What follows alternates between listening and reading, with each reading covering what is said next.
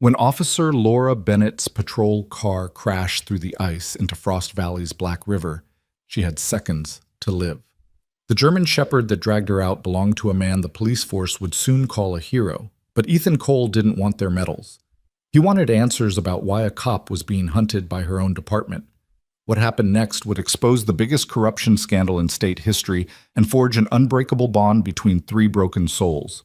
Stay with us until the end and comment what city you're watching from so we can see how far this story travels. The temperature had dropped to 14 degrees Fahrenheit by the time Officer Laura Bennett's shift began that Tuesday night. She remembered checking the dashboard thermometer as she climbed into her cruiser, remembered thinking that it was the kind of cold that made your lungs ache with each breath, the kind that turned moisture in your nostrils to ice crystals within seconds of stepping outside. She remembered a lot of things about that night. The way her breath formed ghostly plumes in the air, the crunch of fresh snow under her boots, the crackling static of the police radio as dispatch announced a possible disturbance at the old Miller farm on Route 7. What she didn't remember, couldn't have predicted, was that by midnight she'd be drowning in the Frost Valley River with water filling her lungs and her cruiser sinking into darkness beneath her. But we're getting ahead of ourselves. Laura had been with the Frost Valley Police Department for 7 years. At 32, she'd worked her way up from traffic duty to detective, had earned commendations for bravery, had a clean record and a reputation for doing things by the book. She was good at her job, maybe too good. 3 weeks earlier, she'd stumbled onto something that made her question everything she thought she knew about her department. It started with a routine drug bust. Laura and her partner, Officer Marcus Webb, had responded to a tip about a methamphetamine lab operating out of an abandoned warehouse on the east side of town. They'd found the lab, all right, along with enough product to supply the entire county for months. But what caught Laura's attention wasn't the drugs. It was the quality of the operation, the sophisticated equipment, the professional setup. This wasn't some amateur cook working out of a garage. This was organized. This was connected. And when she'd started digging into where the funding might be coming from, she'd found something that turned her blood cold. Bank records that didn't add up. Evidence that went missing from the department's storage facility. Arrest reports that had been altered. And names, officers she'd worked with for years, people she'd trusted with her life, all potentially involved in a distribution network that stretched from Frost Valley all the way to the Canadian border. She'd done what she was supposed to do. She'd gone to her captain, Daniel Reeves, with her concerns. She'd laid out everything she'd found, every inconsistency, every red flag. Captain Reeves had listened carefully, his weathered face unreadable. Then he'd thanked her for her diligence, told her he'd look into it personally, and suggested she take a few days off. The investigation had been stressful, he'd said. She deserved a break. That was 2 weeks ago. Since then, Laura had noticed things. The way conversation stopped when she entered a room, the sidelong glances from fellow officers, the feeling of being watched, even when she was off duty. Her instincts, the same instincts that had made her a good cop, were screaming at her that something was very, very wrong. She'd started keeping her own files at home, copies of everything she'd found. She'd stopped talking about the investigation with anyone at the department, and she'd started watching her back. Now as she drove along Route 7 toward the Miller farm, those instincts were in overdrive. The road was dark and winding, cutting through dense forest on either side. Fresh snow had started falling an hour ago, adding another layer to the 6 inches that already blanketed the valley. The cruiser's headlights cut through the darkness, illuminating swirling flakes that seemed to dance in the beams. Laura checked her rearview mirror for the 3rd time in as many minutes. Nothing but darkness behind her. She told herself she was being paranoid, that the stress was getting to her, that there was a perfectly innocent explanation for why dispatch had sent her out here alone instead of with Webb, her usual partner. That the radio silence from dispatch for the past 20 minutes was just a technical glitch. She told herself a lot of things that night. None of them were true. The call had come in at 11:47 p.m. Possible disturbance, shots fired, Miller Farm. But as Laura approached the turnoff for the farm, something made her keep driving. Maybe it was instinct.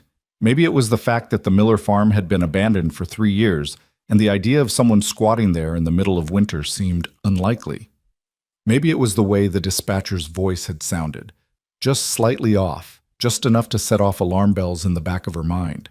She drove past the turnoff, continuing down Route 7, and reached for her radio. Dispatch, this is Unit 12. I'm approaching the Miller Farm location.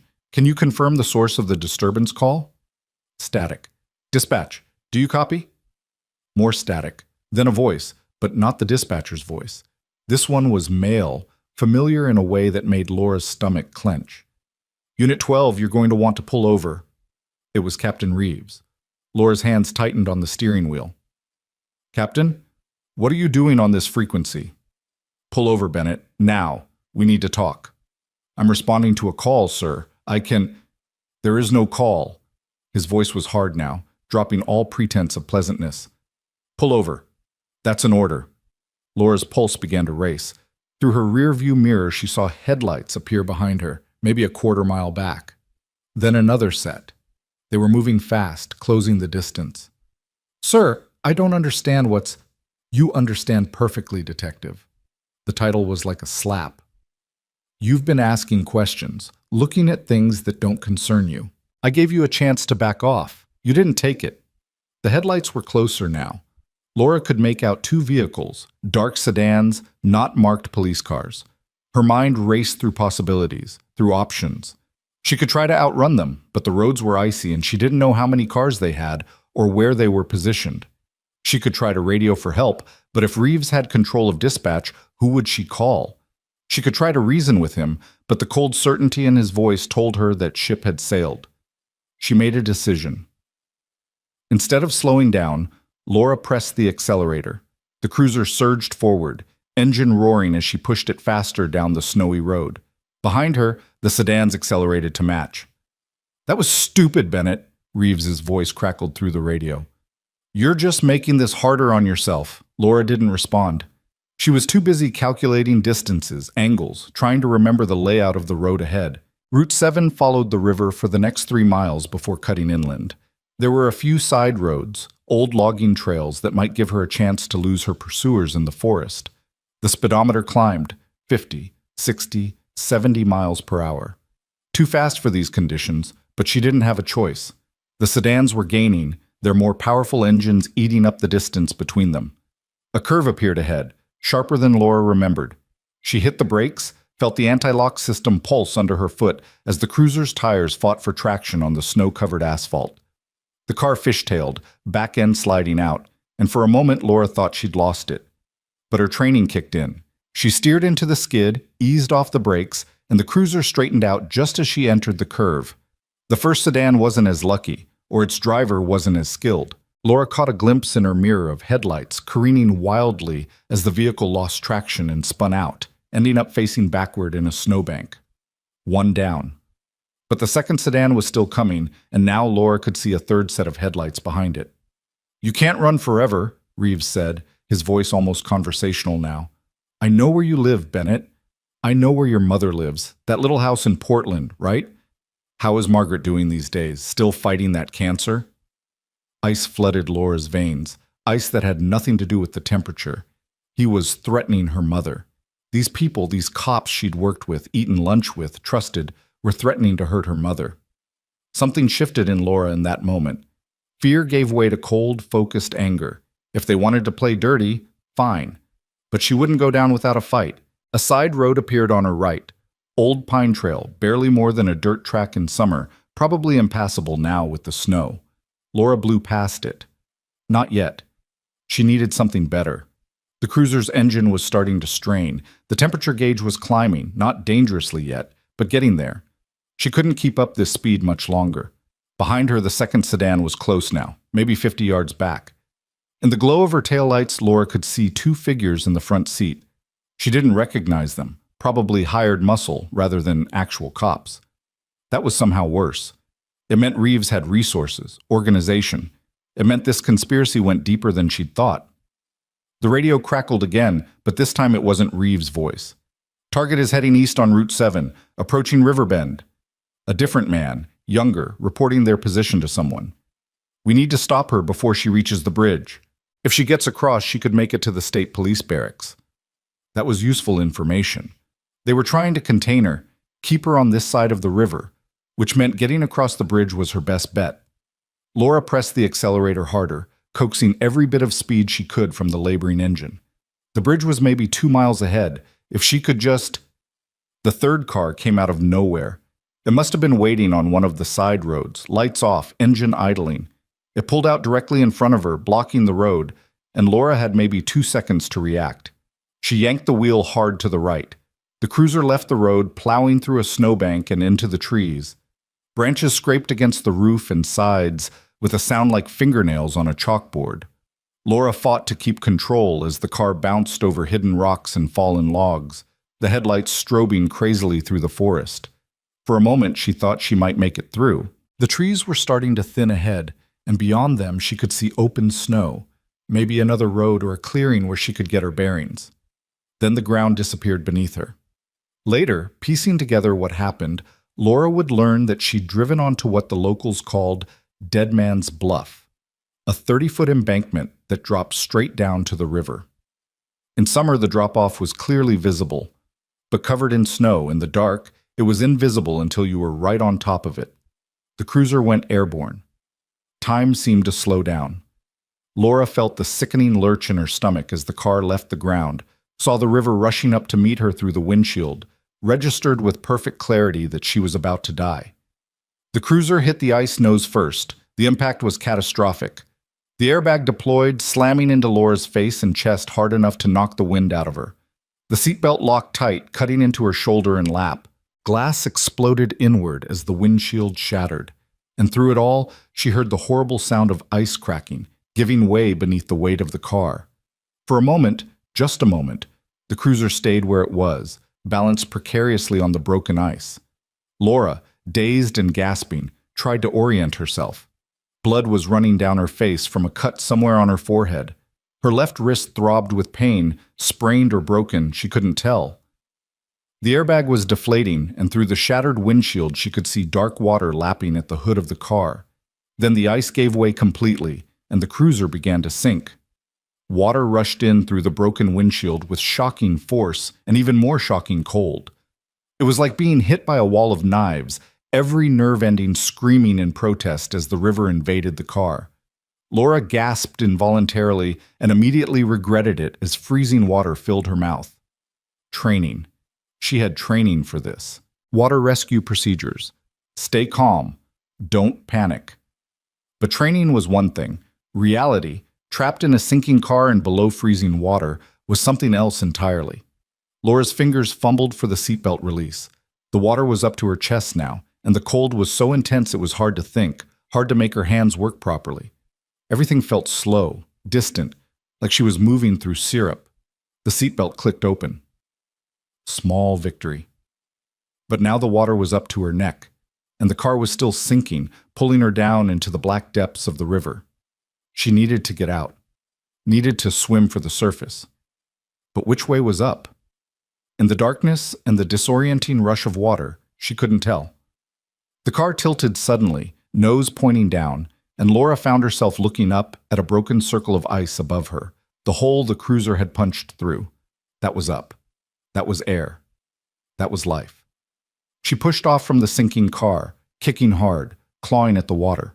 Her sodden uniform and duty belt dragged at her like anchors. The cold was in her bones now, making her muscles sluggish, making every movement an act of supreme will. Laura's head broke the surface and she gasped, sucking in air that burned her lungs with its coldness. But she'd made it. She was alive. She just needed to get to the shore, get out of the water, get warm. Something grabbed her ankle. For one terrified moment, Laura thought the sinking cruiser had caught her uniform somehow, was pulling her back down. She kicked frantically, twisted around to see what had her. It wasn't the car. It was the current. The Frost Valley River might have looked calm on the surface, but beneath the ice it was still flowing, still pulling everything downstream. And Laura, exhausted and hypothermic and injured, was caught in its grip. She tried to swim for the shore, but the current was too strong. It pulled her away from the hole in the ice, pushed her under the solid sheet that covered most of the river. Laura's gloved hand scrabbled against the underside of the ice, trying to find purchase, trying to push herself back toward open air. But the ice was smooth and her hands were numb, and the current was relentless. Her lungs were burning. She needed to breathe, needed air. But there was only ice above her, solid and impenetrable, and the current was pulling her farther downstream, farther from the hole, farther from any chance of survival. This was it then. This was how it ended. Not in some dramatic shootout like they showed in the movies, but alone in the dark, drowning beneath the ice, while the men who'd chased her stood on the shore and watched. Laura's vision was starting to go dark around the edges. Her lungs were screaming for air, for just one more breath. Her limbs felt heavy, distant. It would be so easy to stop fighting, to just let go, to let the river take her. She almost did. But then, impossibly, she saw light above her. Not the pale glow of the moon through the ice, but bright, focused light. A flashlight beam cutting through the water, sweeping back and forth as if searching for something. Searching for her. Laura didn't know where she found the strength, but she pushed toward that light with everything she had left. Her hand broke through into open air. Somehow, impossibly, there was a hole in the ice here, and she felt something grab her wrist. Not the impersonal grip of the current, but a hand. Human and solid and impossibly strong. Laura was hauled upward with a force that would have hurt if she'd been capable of feeling anything beyond the cold. Her head broke the surface and she gasped, choking, coughing up river water. "I've got you," a man's voice said. "I've got you. Don't fight me." She couldn't have fought if she wanted to.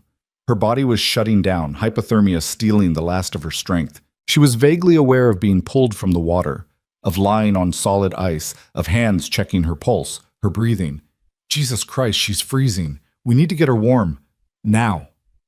That voice, male, deep, with a slight rasp like he smoked or had spent too much time shouting.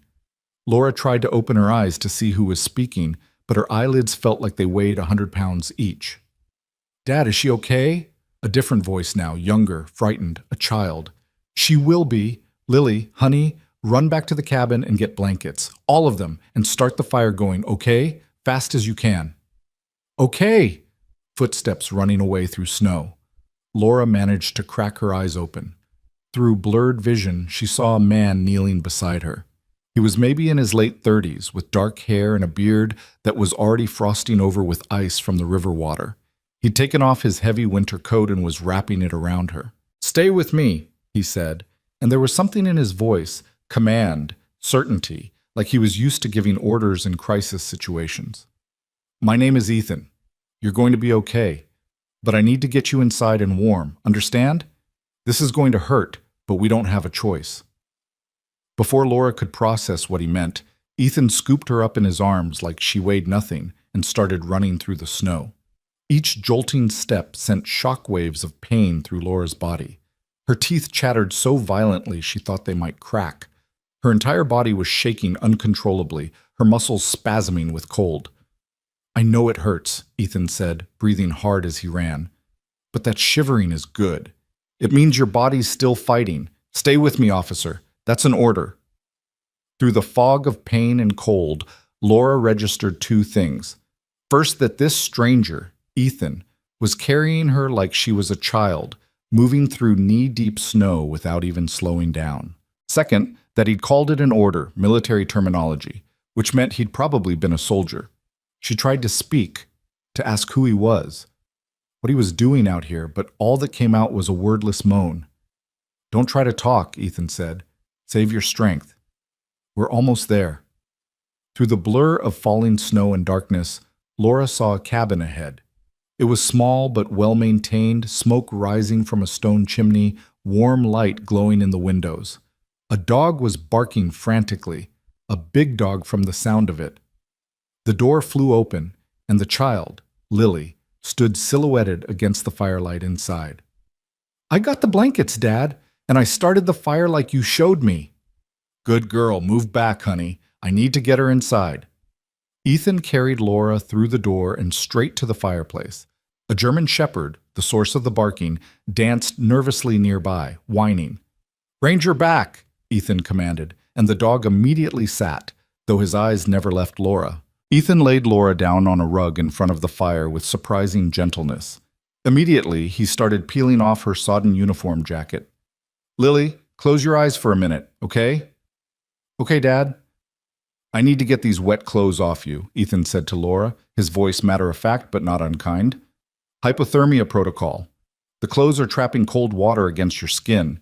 You'll warm up faster without them. I'm going to leave your undergarments on for modesty, but everything else needs to come off. Do you understand?" Laura managed a tiny nod.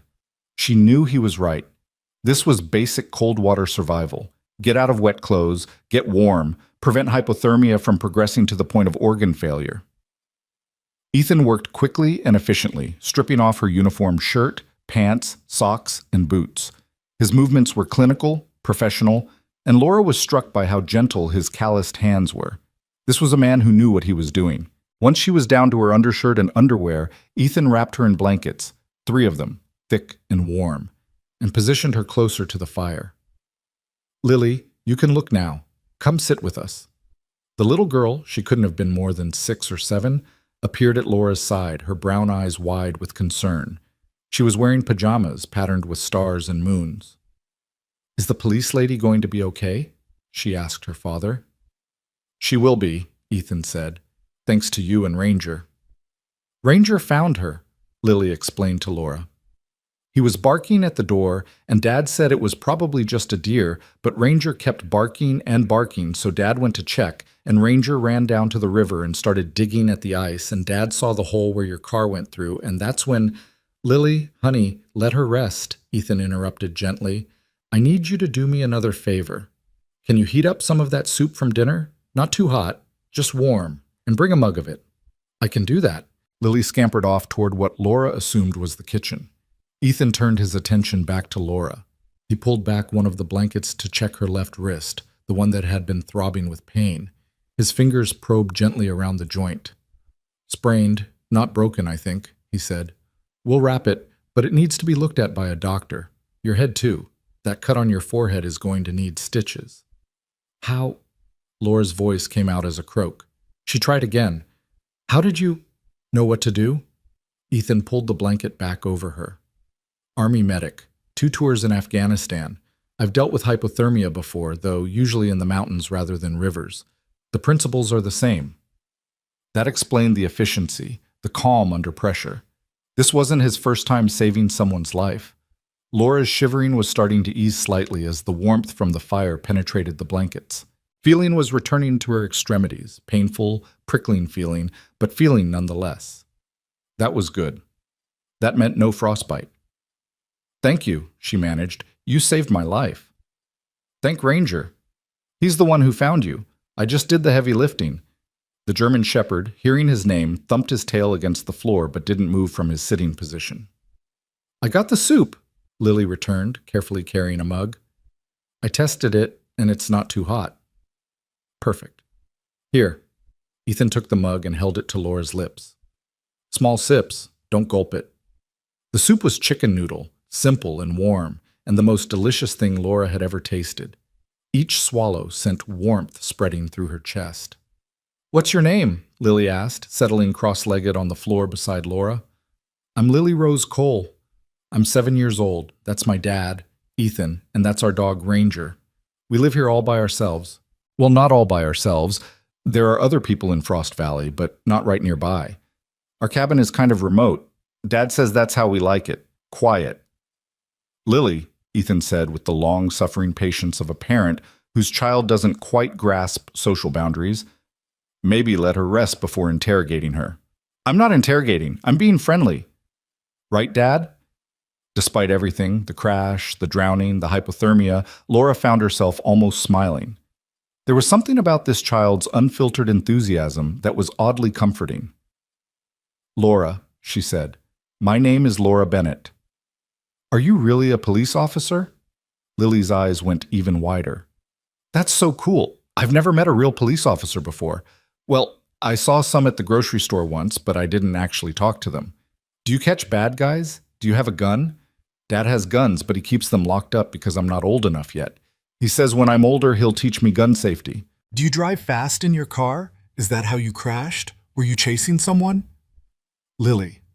There was a warning note in Ethan's voice now. "That's enough questions." Something in his tone made Lily fall silent, and Laura realized that Ethan had picked up on something his daughter hadn't. The car crash. The fact that Laura had been driving on a night like this, on a remote road, fast enough to end up in the river.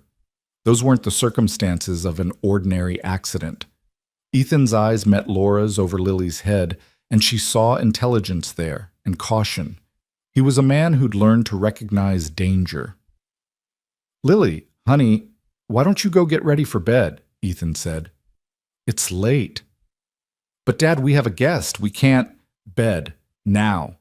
You can see Officer Bennett in the morning." Lily pouted but obeyed, trudging toward a doorway that presumably led to her bedroom.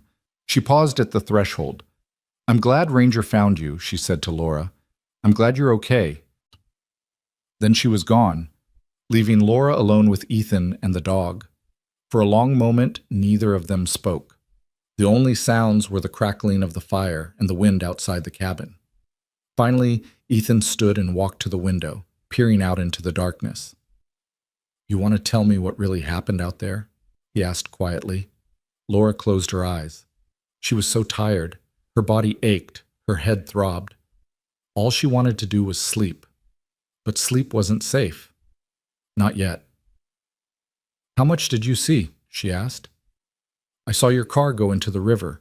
I saw you swimming under the ice. And—" he paused. "I saw headlights on the bluff. 3 vehicles, maybe 4. They stopped at the edge, stayed there for maybe a minute. Then they left." Laura's blood went cold again, and this time it had nothing to do with hypothermia. "They were there?" Her voice came out sharper than she intended. "They saw you pull me out?" Ethan turned from the window, his expression unreadable. "I don't think so. We were downstream from where you went in, around the bend. The trees probably blocked their view, but they were there, yes, looking for something, or someone." He didn't ask the obvious question, who were they? But it hung in the air between them. Laura struggled to sit up, fighting against the weakness in her limbs and the weight of the blankets. She needed to think, needed to figure out what to do next.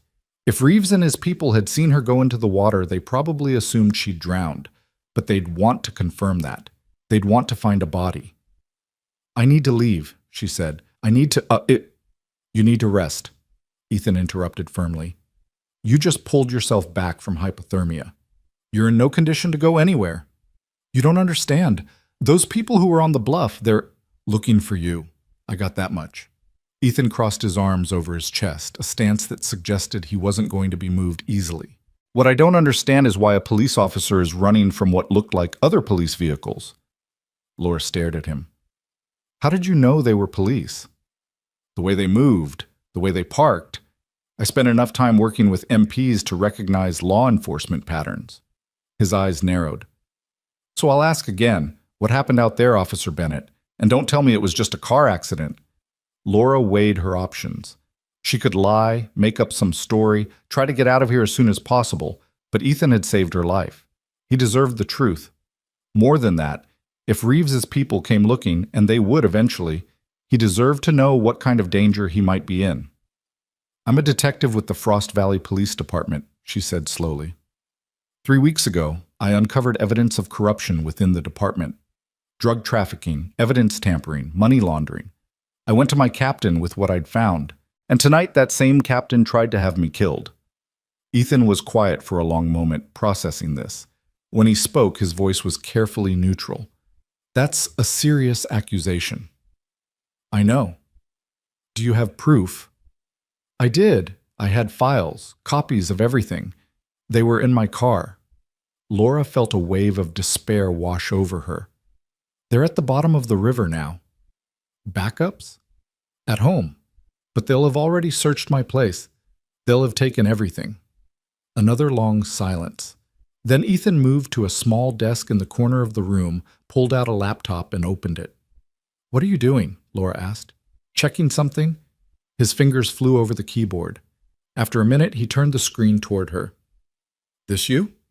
It was a news article dated 3 months ago. The headline read, "Frost Valley Detective Honored for Bravery in Domestic Hostage Situation." Below was a photo of Laura in her dress uniform, shaking hands with the mayor, while Captain Reeves stood in the background, smiling. "Yeah," Laura said. "That's me." Ethan studied her face, then looked back at the screen, comparing. Finally, he closed the laptop. "Okay," he said. "I believe you." Just like that? I'm a pretty good judge of character. Had to be in my line of work. You're telling the truth. He sat down on the floor across from her. So here's what's going to happen. You're going to stay here tonight. In the morning, when you've recovered some strength, we'll figure out your next move. Contact the FBI, state police, whoever you need to contact to blow this thing wide open. But right now, you need rest. I can't put you in danger. If they find me here, this cabin isn't in my name, Ethan said. I inherited it from my father-in-law after he passed. Far as public records show, it belongs to a trust. Unless your corrupt cops are also expert skip tracers, they won't connect it to me. And even if they did, they don't know you're here. They think you drowned. Laura wanted to argue, to insist that she couldn't risk involving civilians, especially a man with a young daughter. But exhaustion was pulling at her like a physical weight, and the warmth of the fire and blankets was making it hard to think clearly. "Why are you helping me?" she asked. Ethan was quiet for a moment. When he spoke, his voice was soft. "My wife was killed 3 years ago, hit-and-run driver. The cops investigated for maybe a week before deciding it was unsolvable and moving on. I spent months trying to get them to take another look, to actually do their jobs. They didn't want to be bothered." His jaw tightened. "So yeah, I've got some issues with lazy cops, but I don't have any issues with good cops who are trying to do the right thing and getting punished for it. You stuck your neck out. Now, someone's trying to cut it off. That doesn't sit right with me."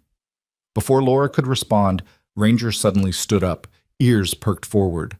A low growl rumbled in his chest.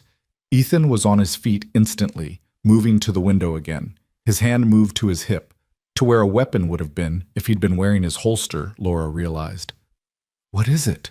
Laura whispered. "Headlights." Ethan's voice was tense. "Coming up the access road." Laura's heart began to pound. "How many?" "2 vehicles, moving slow, searching." He turned from the window. "How much do you trust me, Officer Bennett?" "Under the circumstances? Not much of a choice." "Fair enough." Ethan strode across the room and pulled up a corner of the braided rug Laura was lying on. Beneath it was a trapdoor cut into the floor. "Root cellar. Doubles as a safe room. It's insulated, soundproofed, and opens to a tunnel that leads about 50 yards into the woods. There's emergency supplies down there, including clothes and boots. If anything happens, you take that tunnel and run." Laura stared at the hidden door. "You built an escape tunnel?" "I told you, I used to be a soldier. Old habits." He hauled the trapdoor open, revealing a ladder leading down into darkness. "Can you climb?" Everything in Laura's body was screaming at her to stay by the warm fire, to rest, to sleep, but survival instinct overrode exhaustion. "I can climb." "Good. Lily's room is right above the cellar. If I need to, I'll get her down to you, but hopefully it won't come to that. Hopefully they're just canvassing the area and will move on." Laura gathered the blankets around her and, moving on shaky legs, made her way to the trapdoor. The ladder was sturdy, and she descended carefully, favoring her sprained wrist. When she reached the bottom, she found herself in a surprisingly spacious underground room. Battery-powered lanterns hung from hooks on the walls, and she could see shelves stocked with canned goods, water, first aid supplies, and other emergency gear. Ethan appeared at the top of the ladder holding Laura's duty belt, which he'd removed with her wet clothes. "You might want this," he said, lowering it down to her. "Your radio and your weapon are probably shot after the river, but better to have them than not." Laura caught the belt, feeling the weight of her service weapon. She pulled it from its holster, ejected the magazine, and checked the chamber. Water streamed out. Ethan was right. The gun would need to be completely disassembled, cleaned, and dried before it would fire again.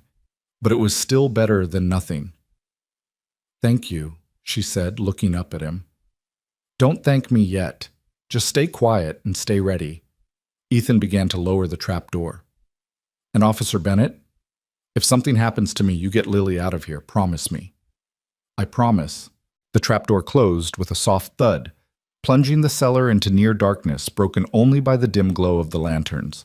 Laura heard the sound of the rug being dragged back into place above her head. Then silence. Laura found a wooden crate and sat down, wrapping the blankets tightly around herself. Her body was still recovering from the hypothermia, still shaking with occasional tremors. But adrenaline was keeping her alert now, keeping her focused. She checked her duty belt. Her radio was indeed dead, water having seeped into the electronics. Her handcuffs were still there, as was her baton and pepper spray. Small mercies. In the cargo pocket of her pants, which Ethan had hung to dry near the fire, was her phone. If it still worked, it might be her lifeline to the outside world. But first, she had to survive the next few minutes. Above her head, she heard footsteps. Ethan moving through the cabin. Then came the sound of the front door opening, and then voices, muffled by the floor and insulation but audible, began filtering down to the cellar. "Evening?" That was Ethan, his voice calm and conversational. "Can I help you, officers?" "Sorry to disturb you this late," a man's voice, unfamiliar to Laura. "We're searching for a vehicle that may have crashed in the area. Black and white police cruiser. You seen anything like that?" "A police cruiser? No, can't say I have. Then again, I've been inside most of the evening. What happened?" "That's what we're trying to figure out." A second voice now, also male. The officer was responding to a call when she went off the radar. "We're worried she might have had an accident given the road conditions." "Huh. Well, I hope she's all right." Ethan sounded genuinely concerned. "Like I said, I haven't seen anything, but I'll keep an eye out." "You live here alone?" The first voice again, and now there was a note of suspicion in it. "Me and my daughter. She's asleep in her room. It's a school night. Mind if we take a look around?" Silence. Laura's heart was hammering so hard she was sure they'd be able to hear it even through the insulated floor. "You got a warrant?" Ethan's voice had changed, gone harder, flatter. "We're not trying to cause trouble, sir. We're just trying to find our fellow officer." "Then you won't mind coming back with a warrant." Ethan's tone left no room for argument. "I'm sympathetic to your situation, officers, but this is private property. You want to search it? Bring me a warrant signed by a judge." "Sir?" "Have a good night, officers." The door closed with a firm thud. Laura waited, barely breathing, as the minutes ticked by. She heard footsteps again, heard the murmur of voices outside, heard the sound of vehicles starting up. Then, finally, silence. It felt like an eternity before the trapdoor opened again.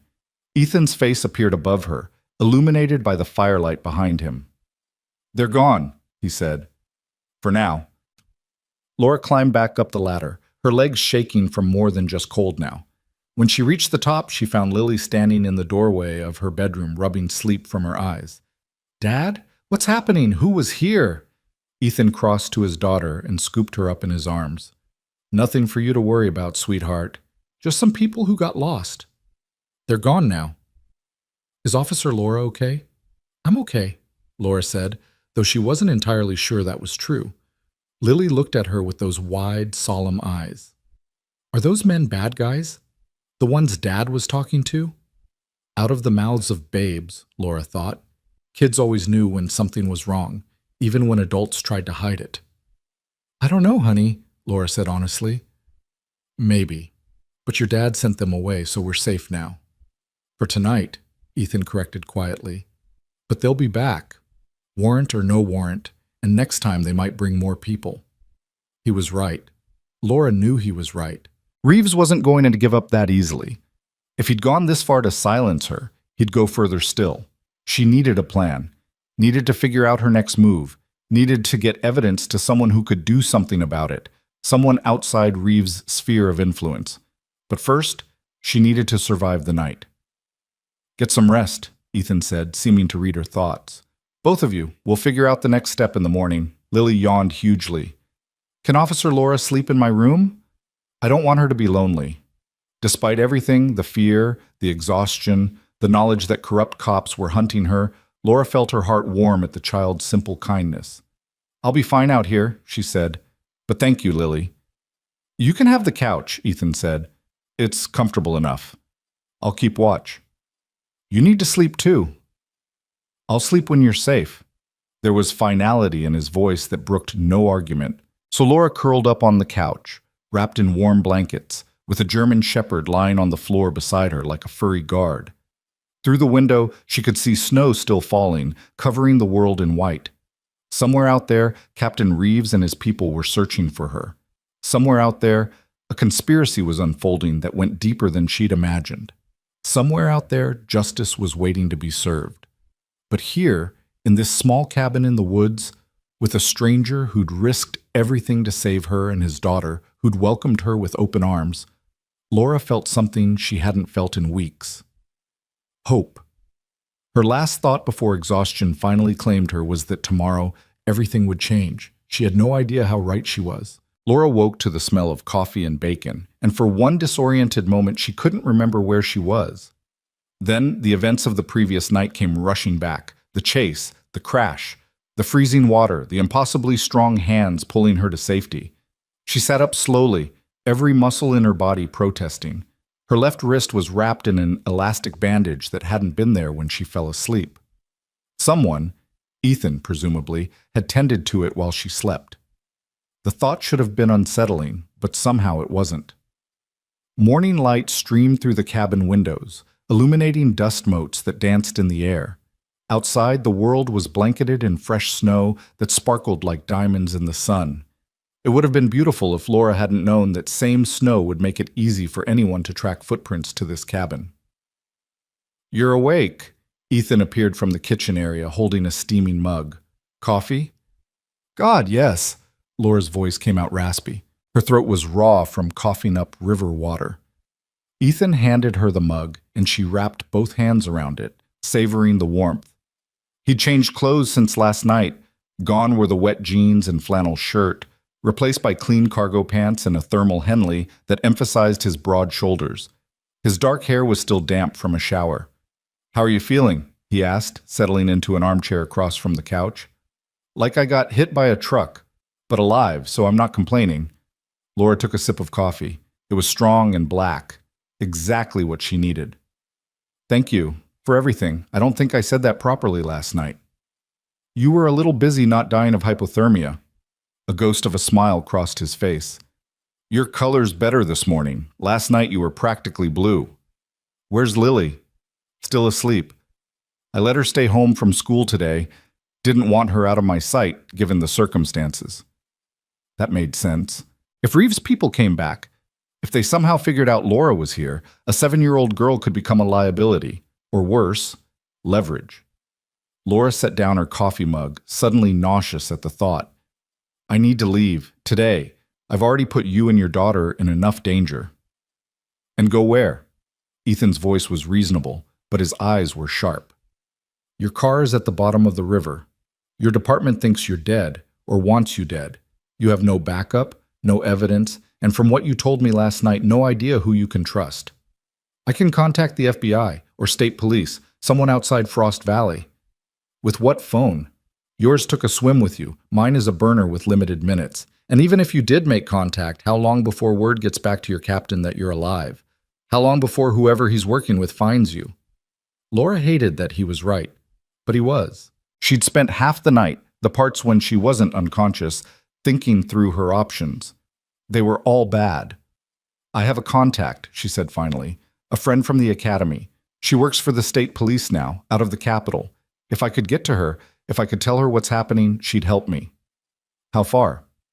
3 hours, maybe 4 in this weather." Ethan was quiet for a moment, thinking. Then he stood and moved to the window, scanning the tree line with the careful attention of someone trained to spot threats. "The access road is the only way in or out by vehicle," he said. "If they're smart, and I'm betting they are, they'll have someone watching it. Maybe not permanently, but checking it periodically. We'd be spotted before we made it half a mile. So I go on foot, through the woods. In your condition, in this cold, you'd last maybe an hour before hypothermia set in again. And that's assuming you could navigate 3 hours of hiking through unmarked forest in the snow." He turned from the window to look at her. "I'm not trying to be difficult, Officer Bennett. I'm being realistic. You're hurt, you're exhausted, and you have no gear. You need time to recover before you can make any kind of run for it." Laura wanted to argue, wanted to insist that she couldn't stay here, couldn't put this family at risk, but her body was already telling her that Ethan was right. Just the effort of sitting up and drinking coffee had left her feeling drained. "How long?" she asked quietly. "Today. Maybe tomorrow. Let your body recover. Let me see if I can scout out the access road, figure out if they're watching it. Then we'll come up with a plan." It wasn't ideal, but it was better than stumbling into the woods and dying of exposure before she made it a mile. Okay, Laura said, but if they come back, we use the tunnel. You, me, and Lily. We disappear into the woods and make our way to the highway. I've got a cache hidden out there with supplies, money, and a vehicle stashed at a storage facility about 2 miles away. Not registered in my name. Laura stared at him. You really thought this through? I told you, old habits. When you've been in situations where one mistake means you don't come home, you learn to plan for every contingency. Ethan moved back to his chair and sat down, leaning forward with his elbows on his knees. My wife used to say I was paranoid. Maybe I was. But after she died, after dealing with cops who didn't give a damn about finding the person who killed her, I decided it was better to be paranoid and alive than trusting and dead. There was pain in his voice when he mentioned his wife. Old pain, but still deep. Laura wanted to ask what happened, wanted to know more about the woman who'd married this careful, competent man and given him a daughter with curious brown eyes. But it wasn't her place to pry. I'm sorry, she said instead. About your wife. Ethan nodded once, accepting the condolence without elaborating. Then he stood again. You should eat something. Bacon, eggs, toast. Nothing fancy, but it's hot. You need to keep your strength up. Laura's stomach rumbled at the mention of food. She couldn't remember the last time she'd eaten, probably lunch yesterday before her shift started, before her world turned upside down. She followed Ethan into the kitchen area, moving slowly. Her left leg had a massive bruise on the thigh, probably from the impact when the cruiser hit the ice, and each step sent a dull ache through her hip. Her ribs hurt too, legacy of the seatbelt and airbag. She'd be feeling this crash for weeks. The cabin's interior was small but well organized. The main room served as living room and dining area, with the kitchen along one wall. 2 doors led off to what were presumably bedrooms, and a third door stood partially open, revealing a small bathroom. Everything was clean and neat, though not sterile. There were signs of life everywhere. Lily's drawing stuck to the refrigerator with magnets, a stack of library books on the coffee table, a child's pink snow boots by the door next to Ethan's larger black ones. It was a home, a real home, where a father was doing his best to raise his daughter alone. And Laura had brought danger to their doorstep. Ethan loaded a plate with scrambled eggs and bacon and set it in front of her at the small dining table. He'd already set out toast and butter, a jar of homemade jam that looked like it had come from someone's basement canning operation. Eat, he said. Then we need to talk about what happens next. Laura ate, and the food was simple but delicious. Or maybe she was just starving. Either way, she cleaned her plate and was reaching for toast when she heard a small voice from one of the bedrooms. Dad, is it time to get up? Yeah, kiddo, come on out. Lily emerged from her room wearing the same star and moon pajamas from last night, her dark hair sticking up in several directions. She looked sleep-rumpled and adorable. When she saw Laura, her face lit up. You're still here. I thought maybe you left in the night like a ninja. Despite everything, Laura found herself smiling. Nope, still here, though I'm probably not coordinated enough to be a ninja right now. Dad says you almost died. Is that true? Lily, Ethan said with a warning note. It's okay, Laura said. Yeah, honey, it's true. I almost died. But your dad and Ranger saved me. Lily climbed into a chair next to Laura, looking at her with that intense, unfiltered curiosity that only children possess. Why did you crash your car? Were you chasing bad guys? Something like that. Are the bad guys still out there? Laura glanced at Ethan, who was watching his daughter with an expression that was equal parts love and concern. He gave a small nod, as if to say, Your call. Tell her as much or as little as you want. Yeah, Laura said honestly.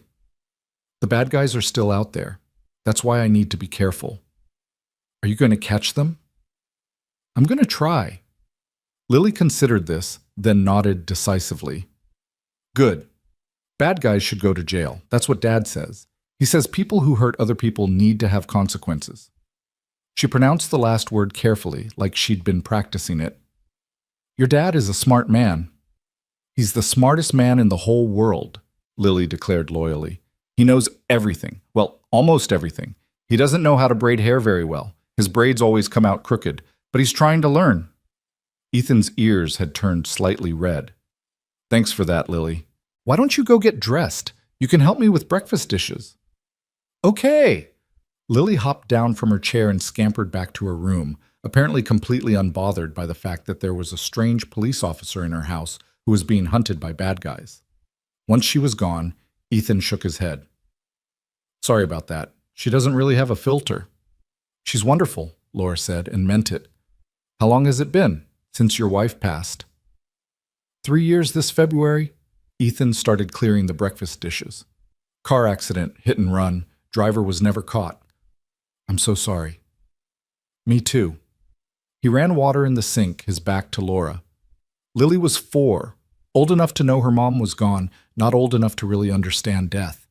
She still talks about Sarah sometimes, tells me stories about what they'll do when Mommy comes home. Laura's throat tightened. That must be hard. It is, but I don't have the luxury of falling apart. Lily needs me. So I get up every day and I take care of my daughter, and I do the best I can. He turned from the sink and his eyes were fierce.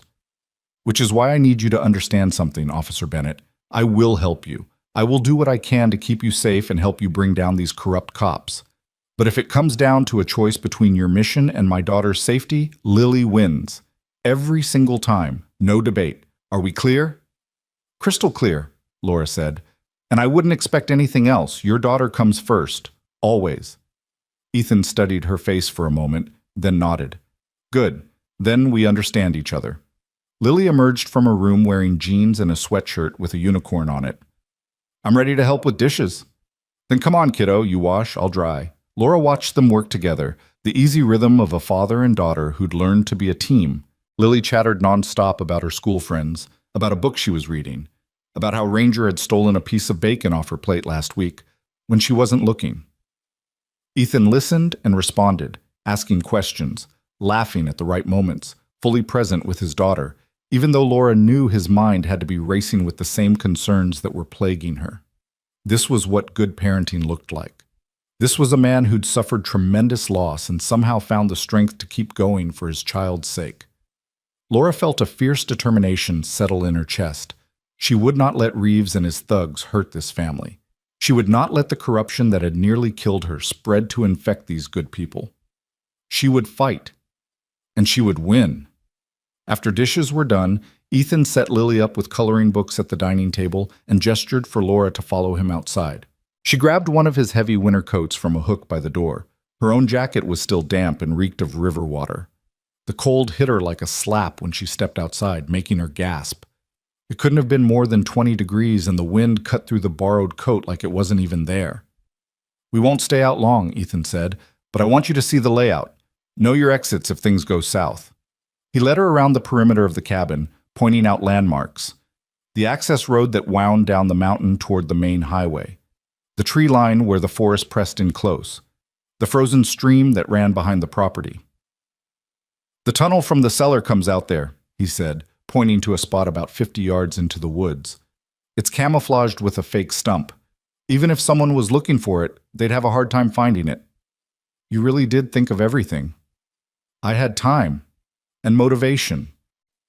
He glanced back at the cabin, where they could see Lily's small figure through the window, bent over her coloring books. After Sarah died, after the cops gave up on finding who killed her, I started thinking about worst-case scenarios. What if whoever hit her came back? What if it wasn't an accident but something deliberate? What if I needed to protect Lily from something I couldn't see coming? You think your wife's death wasn't an accident? Ethan was quiet for a long moment. I don't know. The cops said it was a drunk driver, probably someone passing through who panicked and ran. But Sarah was careful. She always looked both ways, even in parking lots. And the damage to her car, it looked like she'd been hit from behind, pushed into traffic. But when I tried to get the police to investigate that angle, they shut me down. Said I was grasping at straws, looking for conspiracy theories because I couldn't accept that accidents happen. Maybe they were right, Laura said gently. Not about shutting you down. That was wrong. But sometimes accidents are just accidents. Maybe. But he didn't sound convinced. Anyway, that's when I started preparing, built the tunnel, Set up the cache in the woods, made sure I had escape routes and backup plans. Sarah used to joke that I never really left the army. She was right. They continued walking the perimeter with Ethan pointing out more details. Where the property line was. Which trees would provide the best cover if they needed to move through the forest. Where the nearest neighbor lived, almost 2 miles away, an elderly man who kept to himself and probably wouldn't notice or care about activity at Ethan's place. I'm going to scout the access road this afternoon, Ethan said as they headed back toward the cabin. See if they're watching it. If the coast is clear, maybe we can risk a drive down to the highway tomorrow.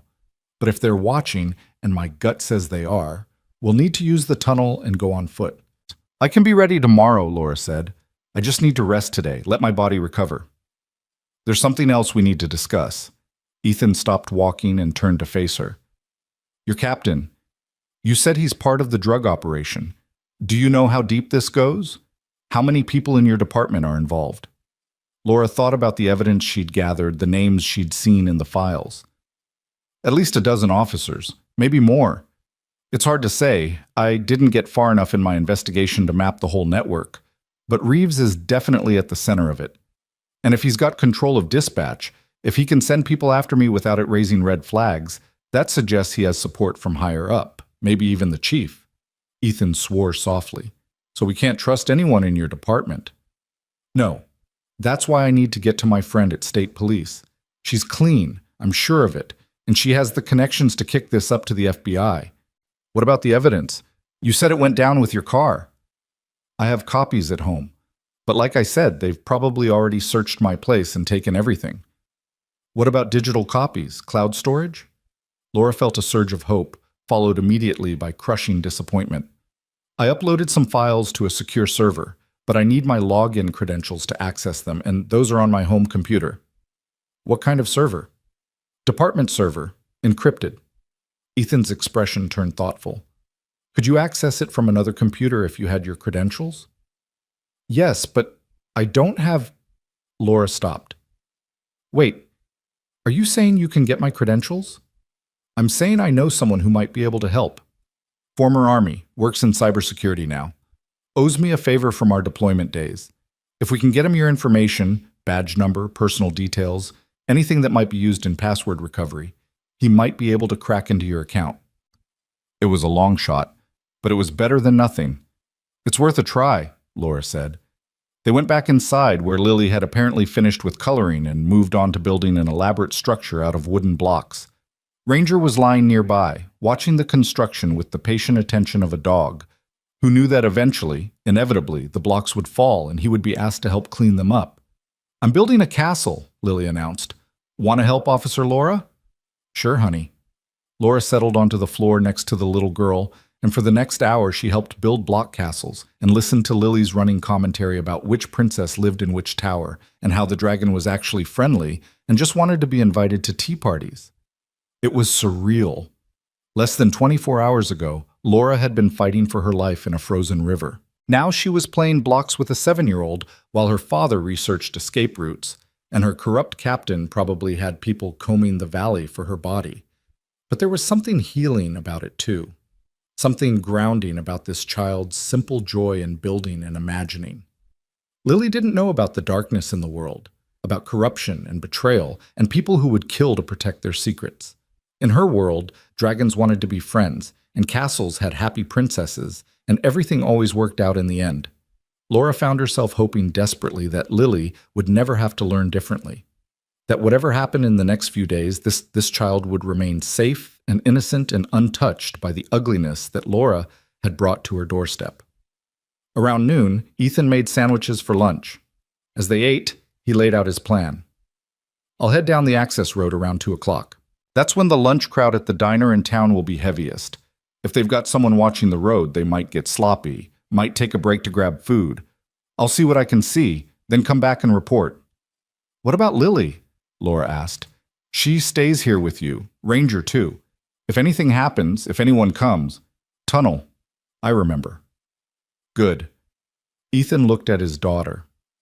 Lily, honey, I need you to listen very carefully. While I'm gone, Officer Laura is in charge. If she tells you to do something, you do it immediately. No questions, no arguments. Understand? Lily's eyes went wide and solemn. Is this about the bad guys? It's about keeping everyone safe. Can you do that for me? I can do that. That's my girl.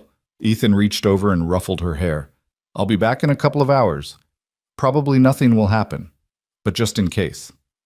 Laura's stomach was in knots as she watched Ethan prepare to leave. He strapped on a shoulder holster. Laura caught a glimpse of a Sig Sauer P226, the same model she'd carried in the army, and pulled on a heavy winter parka.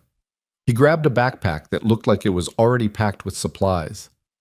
Stay away from the windows, he said to Laura. Keep Ranger with you. He's trained to alert on vehicles and people approaching. If his ears go up and he growls, someone's coming. Don't wait to see who it is. Just get Lily and head for the cellar. I will. And Laura?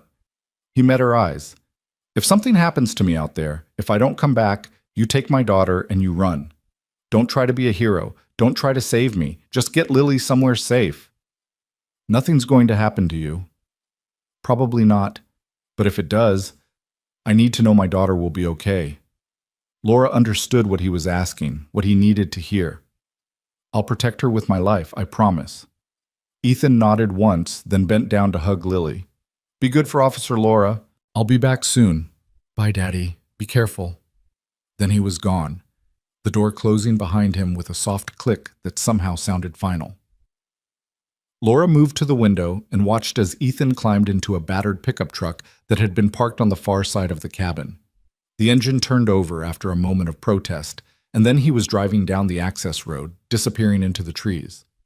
Want to play another game? Lily asked from behind her. Laura turned from the window. Sure. What do you want to play? Hide and seek. I'm really good at hiding. I bet you are. But maybe we should play something else, something where we can stay in the same room. Why? Because I need to keep you in my sight at all times in case we have to run for our lives, Laura thought. But what she said was, because I'm still pretty sore from my accident. Hard for me to walk around looking for you. How about we play a card game instead? I know Go Fish.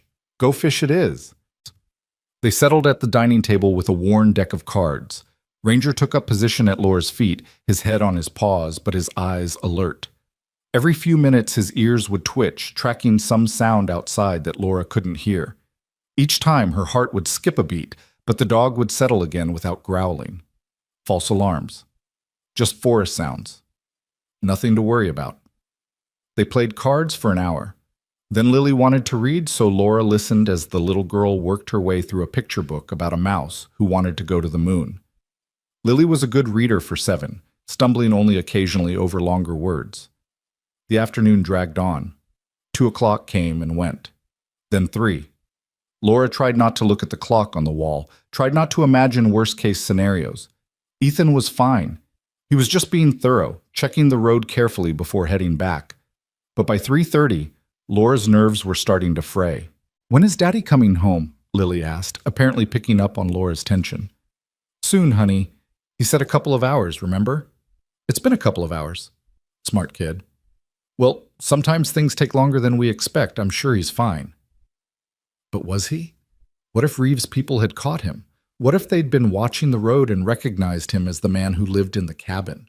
What if right now they were interrogating him, trying to find out where Laura was? Laura forced herself to take a deep breath. She was catastrophizing. Ethan was a trained soldier, careful and competent. He knew how to scout enemy territory. He'd be fine. At 4 o'clock, Ranger suddenly lifted his head. His ears swiveled forward, focusing on something outside. A low growl rumbled in his chest. Laura was on her feet instantly. Lily, go to your room and grab your warmest coat. Put on your boots. Do it now.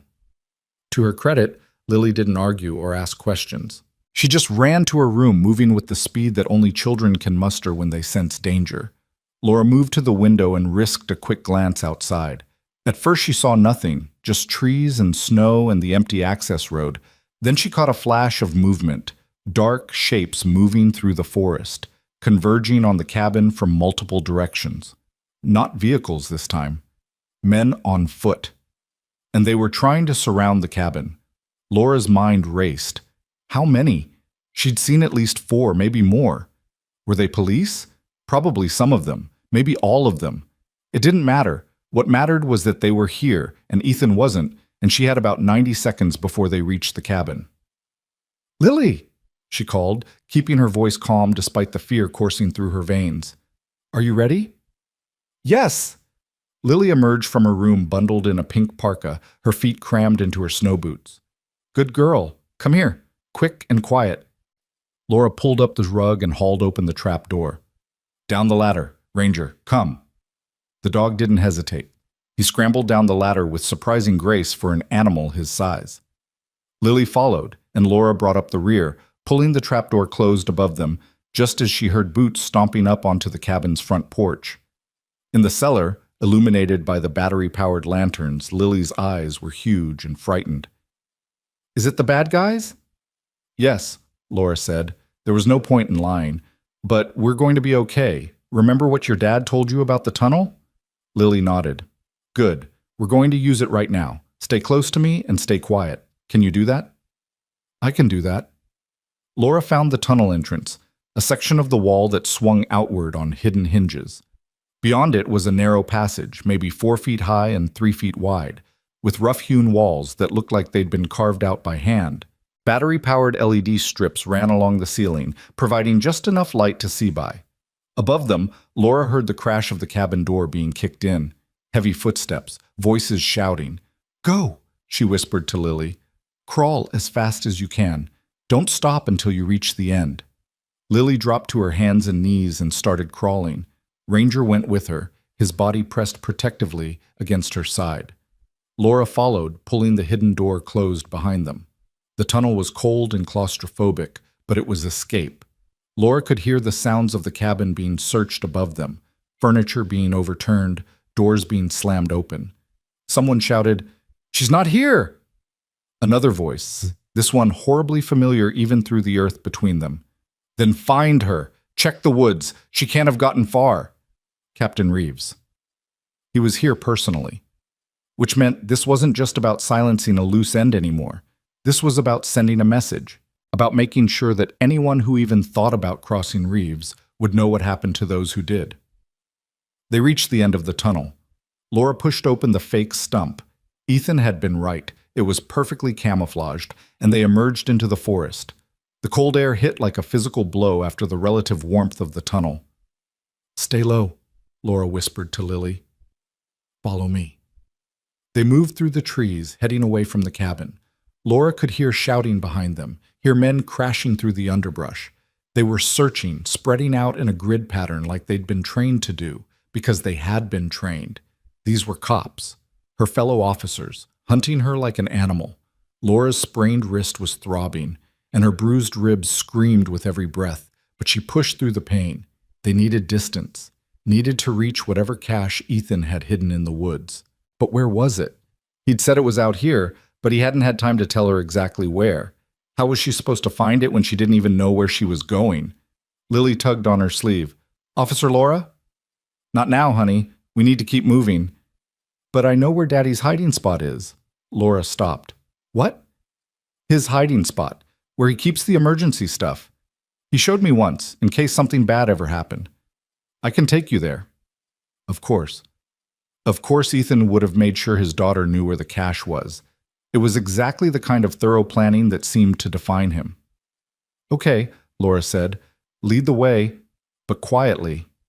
Lily nodded and started moving through the forest with the confidence of a child who'd played in these woods her whole life. She led them on a winding path through the trees, occasionally stopping to get her bearings by looking at landmarks that meant nothing to Laura, but apparently meant everything to her. Behind them, the sounds of pursuit were getting closer. After what felt like an eternity but was probably only 10 minutes, Lily stopped at a massive fallen tree. "Here," she whispered. Laura looked around. She didn't see anything that looked like a cache. "Where?" "Under the tree. There's a hole. You have to move the branches." Laura pushed aside some dead branches and found a hollow space beneath the fallen trunk. Inside was a large waterproof bag. She pulled it out and opened it, and relief flooded through her. Clothes, first aid supplies, energy bars, water bottles, a flashlight, a compass, and thank God, a phone. Not a smartphone, just a basic flip phone, but it was something. And at the bottom of the bag, wrapped in waterproof plastic, was money. A lot of money. Maybe $5,000 in 20s and 50s. Ethan really had thought of everything. Laura was pulling on an extra jacket from the bag when Ranger suddenly went rigid. His hackles raised and a low, warning growl emerged from his throat. Someone was coming. Laura grabbed Lily and pulled her close, her hand automatically going to her duty belt where her useless, water-damaged gun still sat. But there was no time to try to fix it, no time to do anything but prepare to fight with her bare hands if necessary. A figure emerged from the trees, Laura's breath caught in her throat, ready to scream, ready to tell Lily to run. Then she saw who it was. Ethan. He was moving fast, his face grim. When he saw them, relief flashed across his features for just a moment before the hard mask settled back into place. "I heard them hit the cabin on my radio scanner," he said quietly, kneeling beside them. "I came back through the woods, didn't risk the road. Are you okay?" "We're fine," Laura said. "Lily knew where your cache was. She brought me here." Ethan pulled his daughter into a quick, fierce hug. "Smart girl. I'm so proud of you." "Daddy, I was brave just like you said. I didn't cry or nothing." "Anything," he corrected automatically. "And yes, you were incredibly brave." He looked at Laura over Lily's head. "They've got at least 8 men searching the woods. They're moving in an outward spiral from the cabin. We need to move now, get ahead of them." "Where?" "The storage facility where I keep the vehicle. It's about 2 miles northeast from here. If we can reach it before they expand their search grid, we might have a chance." "And if we can't?" Ethan's expression was grim. "Then we keep running until we either get away or we don't." It wasn't much of a plan, but it was all they had. They moved through the forest, Ethan leading the way with the practiced stealth of someone who'd moved through hostile territory before. Lily stayed between them, her small hand gripping her father's coat. Ranger ranged ahead, his ears constantly swiveling, alert for any sign of danger. The cold was brutal. Laura's borrowed coat helped, but her jeans were soaked from the snow, and her feet were going numb in her still damp boots. Beside her, Lily was shivering despite her warm parka. They needed shelter, needed warmth, but first they needed to survive the next hour. They'd been walking for maybe 20 minutes when Laura heard it. Voices, close, too close. Ethan heard it too. He held up a hand, signaling them to stop. They crouched behind a fallen log, barely breathing. 2 men walked past, maybe 30 yards away. Laura recognized one of them, Officer Jake Morrison, a beat cop who'd always seemed like a good guy. Someone she'd shared coffee with in the break room, joked with about the new traffic software. Now he was hunting her with a gun in his hand. "See anything?" Morrison asked his partner. "Nothing. Maybe they went a different direction. Reeves says they can't have gotten far. The woman's hurt and she's got a kid with her. They'll leave tracks." They kept walking, and after a minute their voices faded into the distance. Ethan touched Laura's arm and gestured for them to keep moving, but more carefully now. They stayed low, using the terrain for cover, moving from tree to tree. The storage facility appeared ahead of them like a mirage. It was small, just a few rows of garages along a poorly maintained road. There were no other vehicles in the parking area, no signs of recent activity. Ethan led them to the 3rd unit from the end. He produced a key from his pocket and unlocked the rolling door, then ushered them inside quickly before pulling it closed behind them. Inside was an old Jeep Cherokee, probably from the late 90s. It wasn't much to look at, but when Ethan turned the key in the ignition, it started immediately. "Everyone in," he said. They climbed into the vehicle, Lily in the back seat, Laura in the front passenger seat, Ranger sprawled across Lily's lap. Ethan hit the button for the automatic door opener and nothing happened. He swore under his breath and got out, manually hauling the rolling door up. Laura's heart was pounding. They were so close to getting away, just a few more seconds. Ethan jumped back into the driver's seat and threw the Jeep into reverse. They backed out of the storage unit and he swung them around, pointing toward the access road that led back to the highway. That's when Laura saw the black sedan blocking the exit, and Captain Reeves standing beside it, pointing a gun directly at them. Time seemed to freeze. Laura stared at Captain Reeves through the windshield, watching his finger tighten on the trigger, knowing they had maybe a second before he started shooting. "Get down!" Ethan shouted. He slammed the Jeep into drive and floored the accelerator, yanking the wheel hard to the right. The vehicle lurched forward just as Reeves fired. The bullet punched through the windshield exactly where Laura's head had been, a split second before, spiderwebbing the glass. "Hold on!" Ethan's voice was steel and ice as he aimed the Jeep not at the gap beside the sedan, but directly at the vehicle itself. They hit with a sickening crunch of metal. The Jeep's reinforced front bumper caught the sedan's rear quarter panel, sending it spinning out of the way. Reeves dove clear, rolling across the snowy pavement. Ethan didn't slow down. He kept the accelerator pressed to the floor, the Jeep's engine roaring as they shot past the spinning sedan and onto the access road. "Everybody okay?" Ethan's eyes flicked to the rearview mirror where Lily sat with her arms wrapped around Ranger, her face pale but determined. "I'm okay, Daddy," she said in a small voice. Laura twisted in her seat to look back.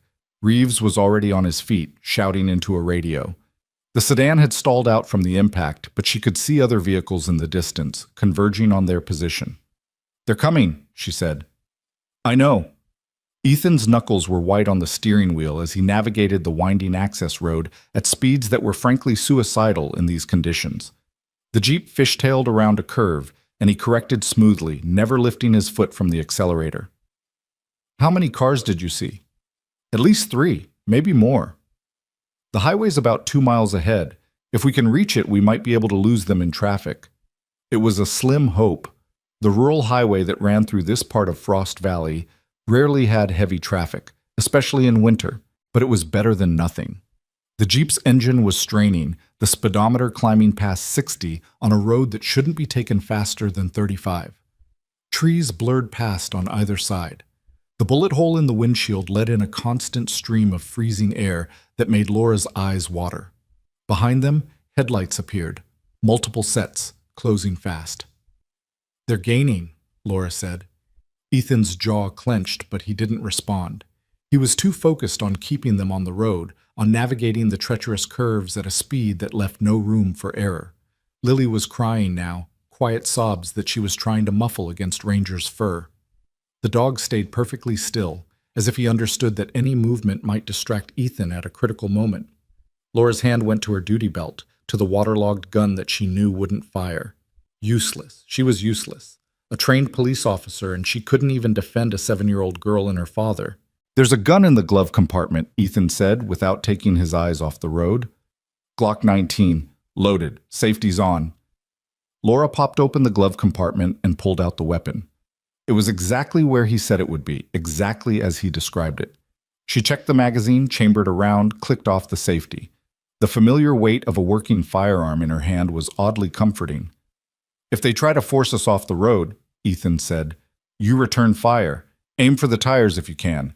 Windshield if you can't." "I'm not shooting at police officers. They're not acting like police officers. They're acting like hitmen." His voice was hard. "And they just tried to kill all of us, including my daughter. So if it comes down to them or us, you shoot, understand?" Laura understood. More than that, she agreed. These men had crossed a line. They weren't cops anymore. They were criminals with badges. The first sedan caught up to them on a straightaway, pulling alongside on the left. Laura could see the passenger, a young officer whose name she couldn't remember, rolling down his window. "He's got a gun!" she shouted. Ethan yanked the wheel right, slamming the Jeep into the sedan's side. Metal shrieked against metal. The sedan swerved, the driver fighting for control, and fell back. But 2 more were coming up behind it. The highway appeared ahead, a 2-lane strip of asphalt that intersected with the access road. A stop sign marked the intersection. Ethan blew right through it, tires screaming as he made the turn onto the highway heading north. A semi-truck was approaching from the south, horn blaring as the Jeep cut across its path. For one heart-stopping moment, Laura thought they were going to collide, but Ethan threaded the needle with inches to spare. The truck's horn Dopplered past, followed by the screech of air brakes. The pursuing sedans weren't as lucky. The lead car tried to follow the Jeep's path and misjudged the timing. It clipped the truck's trailer, spinning out across both lanes in a shower of sparks and torn metal. The semi jackknifed, its trailer swinging across the highway like a massive barricade.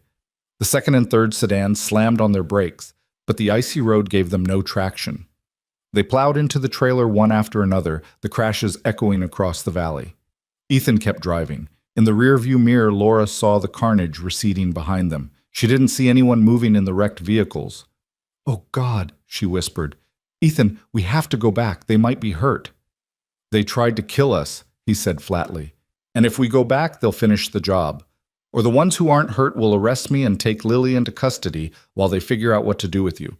Either way, my daughter ends up in danger. So no, we're not going back." He was right. Laura hated that he was right. Hated that her training and her instincts were screaming at her to stop and render aid, while her survival instinct was screaming even louder to keep running. "Are the bad guys gone?" Lily asked in a tiny voice. "For now, sweetheart," Ethan said, his voice gentler when he spoke to his daughter. "For now, they're gone." They drove in silence for several miles, putting distance between themselves and the crash site. Ethan kept checking the mirrors, watching for pursuit, but the road behind them stayed empty. Eventually, he pulled off onto a side road, then onto an even smaller dirt track that wound up into the hills. After about a mile, he stopped in a small clearing surrounded by dense forest. "We need to switch vehicles," he said. "They'll have the Jeep's plates by now. We're too easy to spot." "Switch to what?" Laura asked, looking around at the empty forest. "Give me a minute." Ethan pulled out the burner phone from his pocket and dialed a number from memory. The call was answered on the second ring. "Yeah, it's me," Ethan said. "I need to call in that favor." "No, it can't wait. I'm about 8 miles north of Frost Valley on Highway 17, dirt road heading east at mile marker 53. I need a vehicle, something clean, and I need it in the next hour." He paused, listening. "I know what I'm asking. Yes, I'm sure." "Okay. Thanks, brother." He hung up and turned to Laura. "We wait here. My contact will bring us something we can use." "Who's your contact?" "Guy I served with in Afghanistan. He runs a used car lot now, mostly deals in cash sales, doesn't ask questions. He'll help us." Laura nodded, too tired to argue. Her adrenaline was crashing, leaving her feeling hollowed out and shaky. Every injury from the past 24 hours was making itself known. Her wrist throbbed, her ribs ached, and her head was pounding where she'd hit it during the crash. Beside her, Lily had finally stopped crying. She sat in the back seat with her arms around Ranger, staring at nothing. The blank look on her face terrified Laura more than the tears had. "Lily," Laura said softly, turning in her seat. "Hey, sweetheart. You okay?" "I want to go home," Lily whispered. "I want my room and my toys, and I want everything to be normal again." Ethan reached back and took his daughter's hand. "I know, baby, I know, and we will go home, I promise. But right now we need to be somewhere else for a little while." Why are those people so mean? Why do they want to hurt Officer Laura? Because Officer Laura is trying to stop them from doing bad things. And sometimes when you stand up to bad people, they try to hurt you. But that doesn't mean you should stop standing up. It means you have to be smarter and stronger and braver than they are. Is that what you did in the Army? Stand up to bad people? Yeah, kiddo, that's exactly what I did. Lily thought about this for a moment. Then she looked at Laura with those solemn brown eyes. Are you going to keep standing up to them? Laura met the child's gaze and saw not just fear there, but trust. This little girl believed that Laura was a hero, someone who would make things right. The weight of that trust was almost crushing. Yes, Laura said, I'm going to stop them, I promise. Good. Lily nodded decisively, then burrowed back into Ranger's fur. They waited in the clearing for 45 minutes. The sun was starting to set, painting the sky in shades of orange and purple. The temperature was dropping fast, and without the engine running, the Jeep was quickly becoming an icebox. Ethan had them huddled together in the back seat for warmth, with Ranger sprawled across their laps like a furry blanket. They ate energy bars from the emergency kit and drank water that was so cold it hurt Laura's teeth. What's the plan? Laura asked quietly, speaking over Lily's head. The little girl had finally dozed off, exhausted by fear and adrenaline crash. Get to a safe location, somewhere they won't think to look. Then we figure out how to get you in contact with your friend at state police without tipping off Reeves. He'll be monitoring all police channels. If I call any official number, he'll know. So we don't use official channels. We use the phone I gave you from the cache. It's a burner, untraceable. We find your friend's personal cell number and call her directly. I don't know her personal number. It would be in my phone, which is at the bottom of the river. Ethan was quiet for a moment. What's her name? Sarah Chen. She works out of the state police barracks in the capital. Okay, my contact might be able to find her number. He's got connections, ways of getting information without leaving a trail. Laura wanted to ask what kind of connections, what kind of man Ethan had been in the army that he had these resources available. But maybe it was better not to know. Maybe it was enough that he was using them to help her. Headlights appeared on the dirt road. Ethan immediately tensed, his hand going to the gun at his hip, but then he relaxed. It's okay. That's him. A battered pickup truck pulled into the clearing. The driver was a big man, easily 6'4", with a shaved head and a thick beard. He climbed out and immediately pulled Ethan into a bear hug. Cole, you crazy bastard. What kind of trouble have you gotten yourself into? The kind that needs discretion, Marcus. Marcus's eyes swept over the Jeep, taking in the bullet hole in the windshield, the damage to the front bumper. Then he looked at Laura and Lily, and his expression sobered. This is serious. Deadly serious. Okay. Marcus reached into his truck and pulled out a set of keys. 2008 Honda Accord. Clean title. Registered to a shell company I set up for exactly this kind of situation. Tank's full. Maintenance is up to date. It'll get you where you need to go without attracting attention. Where is it? About a quarter mile down the road. Couldn't drive it all the way up here. Didn't want to leave tracks in case someone's following you. He handed over the keys. There's cash in the glove box. $5,000. It's all I could grab on short notice. Marcus, I can't. Shut up and take it. You saved my ass in Kandahar. This doesn't even come close to repaying that debt. Marcus glanced at Lily again, and his voice softened. Besides, you've got your little girl to think about. Whatever this is, whoever you're running from, you keep her safe. That's all that matters. Ethan's throat worked. Thank you, brother. Don't mention it. Seriously, don't mention it. I was never here. I didn't see you. I don't know where you're going. And if anyone asks, this conversation never happened. Understood. Marcus climbed back into his truck. Before he drove away, he rolled down his window. Cole? That phone number you asked about? Sarah Chen? I'll text it to your burner in an hour, and I'll include a secure location where you can lay low for a few days. Friend of mine runs a hunting cabin about 80 miles from here. He owes me. He won't ask questions. You're a lifesaver. Yeah, well, don't make me regret it. Marcus grinned. And when this is all over, you're buying me the biggest steak dinner you can afford. Deal. The pickup truck rumbled away, leaving them alone in the gathering darkness. Ethan gently shook Lily awake. Come on, baby. We need to move to a different car. Lily blinked sleepily. Where are we going? Somewhere safe, somewhere the bad guys can't find us. They transferred their meager supplies to the Honda, a nondescript silver sedan that looked like a million other cars on the road. Ethan wiped down the Jeep, removing any fingerprints, then led them down the dirt road to where Marcus had left the Honda. The sedan was exactly as promised, clean, maintained, anonymous. They piled in, with Lily and Ranger in the back seat again, and headed back out to the highway. Night had fully fallen now. The dashboard clock read 6:15. Somewhere back in Frost Valley, Reeves was probably organizing a manhunt. He'd have found the crashed Jeep by now, would know they'd escaped. He'd be furious, desperate, and that made him even more dangerous. But they had a head start. And they had help, thanks to Marcus. It wasn't much, but it was something. Ethan drove north, keeping to the speed limit, being careful not to attract attention. They passed through small towns that were already buttoned up for the night, windows glowing warm against the cold darkness. After about an hour, the burner phone chirped. Ethan pulled over at a gas station and checked the message while Laura pumped gas, and Lily took Ranger for a quick walk. When they got back in the car, Ethan's expression was grim but determined. Marcus came through. He got Sarah Chen's personal cell number. And the location of that hunting cabin, it's about another hour north up in the mountains. Remote, off the grid, perfect place to hide while we figure out our next move. Did he say how he got Sarah's number? I didn't ask, and he didn't volunteer. Sometimes it's better not to know. Laura couldn't argue with that logic. She took the phone and stared at Sarah's number, memorizing it. Her friend. Her lifeline to the outside world. The person who could help her take down Reeves and his entire operation. But calling her was risky. Even on a burner phone, even with a number that supposedly couldn't be traced, there was always a chance that Reeves had found a way to monitor Sarah's phone. If he had, one call would tell him that Laura was alive and give him a starting point to track them down.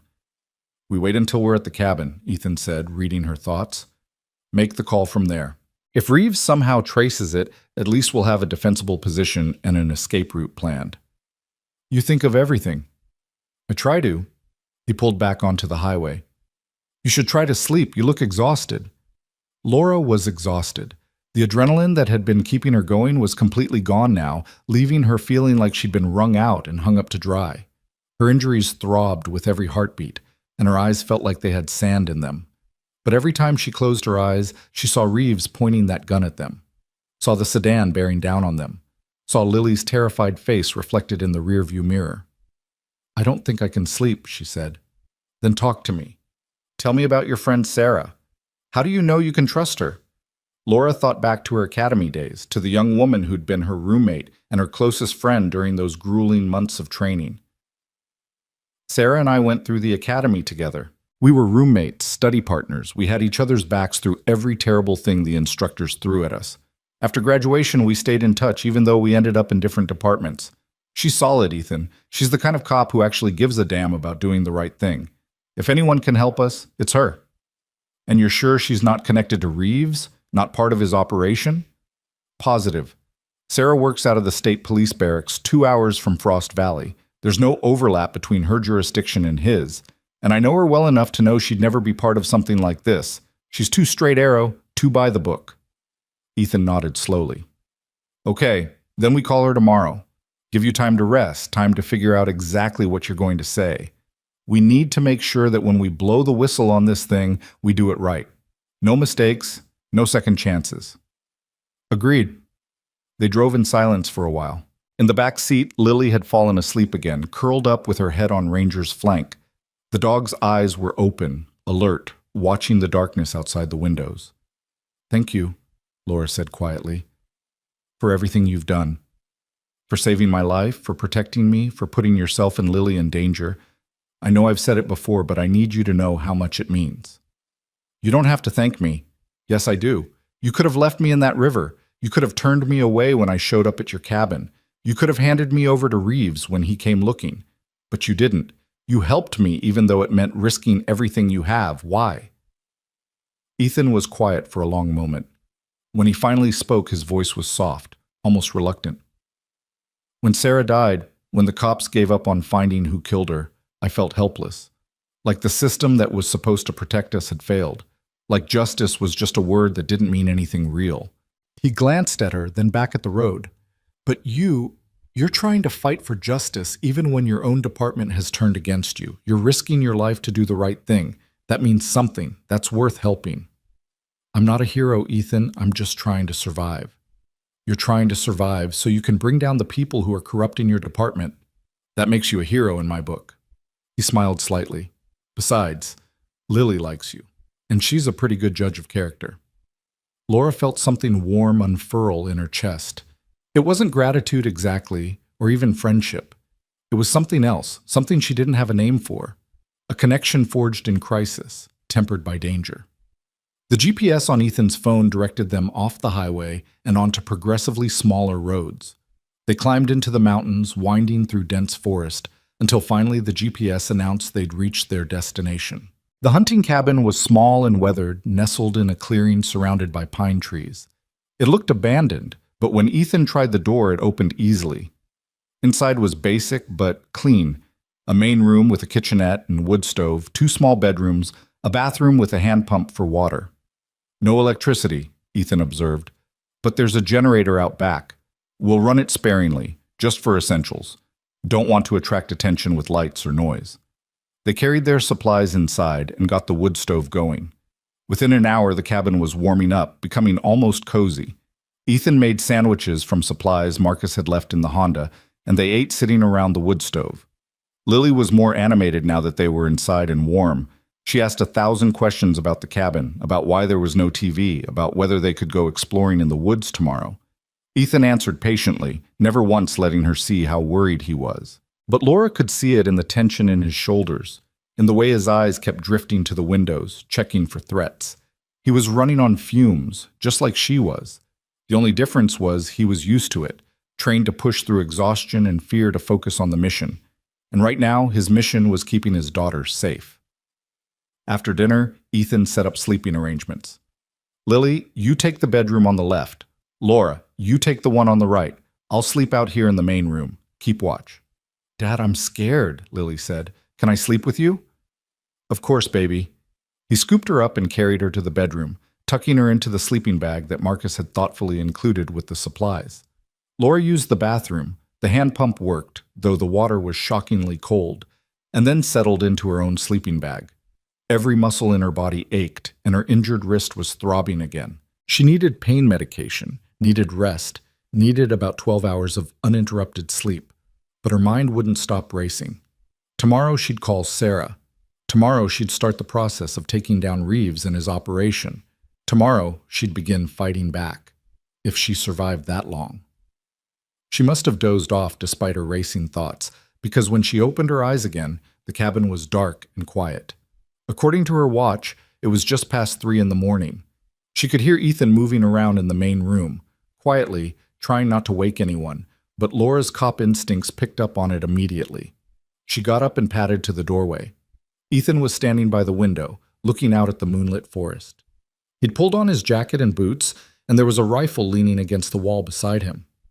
Can't sleep? Laura asked softly. He turned, not startled. He'd probably heard her get up. Just doing a perimeter check, making sure we're secure. See anything? No, which is good, but also makes me nervous. They should be looking for us by now. Should have roadblocks, search teams. The fact that it's quiet either means they haven't figured out where we went, or they're being strategic, waiting for us to make a mistake. Laura moved to stand beside him at the window. The forest was beautiful in the moonlight, pristine and peaceful. Hard to believe that somewhere out there, men with guns were hunting them. What was she like? Laura asked. Your wife. Ethan was quiet for so long that Laura thought he wasn't going to answer. Then he spoke, his voice barely above a whisper. She was light. That's the best way I can describe it. She was sunshine and laughter and everything good in the world. She made me better, made me want to be better. And when she died, the light went out. He paused. Except for Lily. Lily's got her mother's light. That's what keeps me going. She seems like an amazing kid. She is. Sometimes I look at her and I see Sarah so clearly it hurts. The same smile, the same way of tilting her head when she's thinking. The same absolute certainty that the world is fundamentally good and people are fundamentally kind. His jaw tightened. I'm terrified that this, what's happening right now, will break that certainty. Will teach her that the world isn't safe, that people can't be trusted. Kids are resilient, Laura said. She'll be okay. Will she? I've spent 3 years trying to give her a stable, safe life, trying to make sure she never has to see the ugly side of the world. And now, because I helped you, which I don't regret, don't get me wrong, she's caught up in a manhunt. She watched armed men chase us. She heard gunshots. She's sleeping in a strange cabin in the middle of nowhere because it's not safe to go home. I'm sorry, Laura said. I'm so sorry I brought this into your life. Don't apologize. You didn't bring this. Reeves and his people did. Ethan turned to look at her. But I need you to promise me something.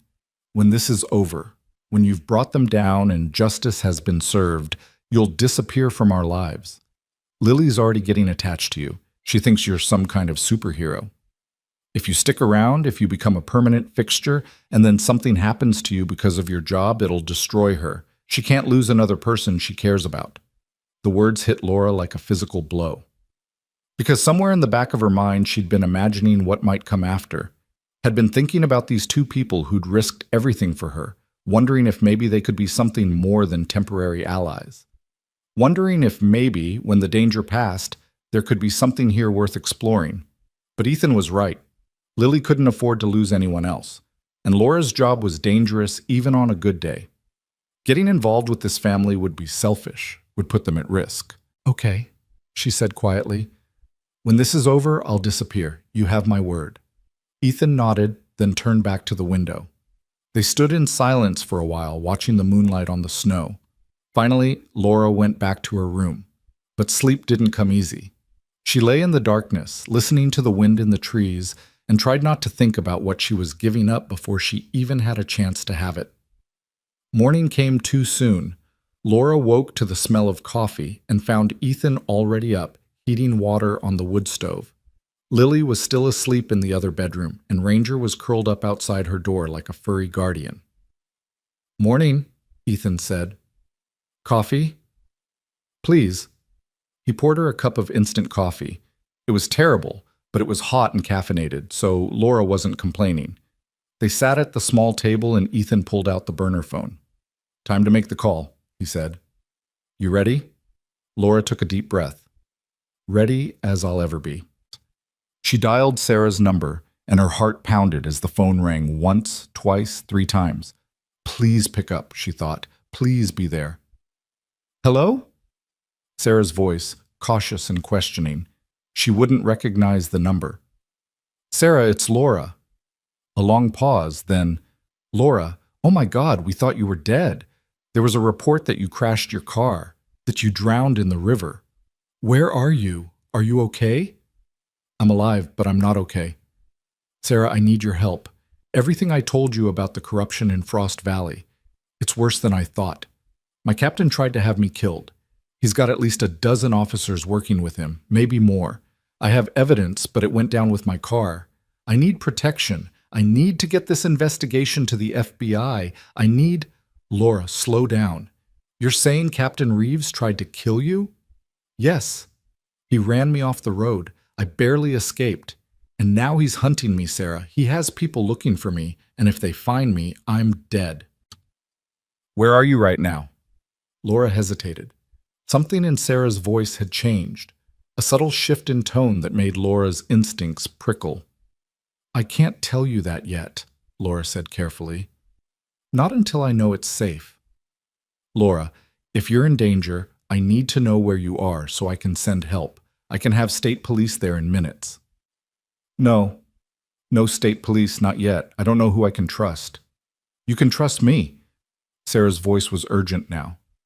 I'm your friend Laura. Let me help you. And that's when Laura heard it. A faint sound in the background of Sarah's call.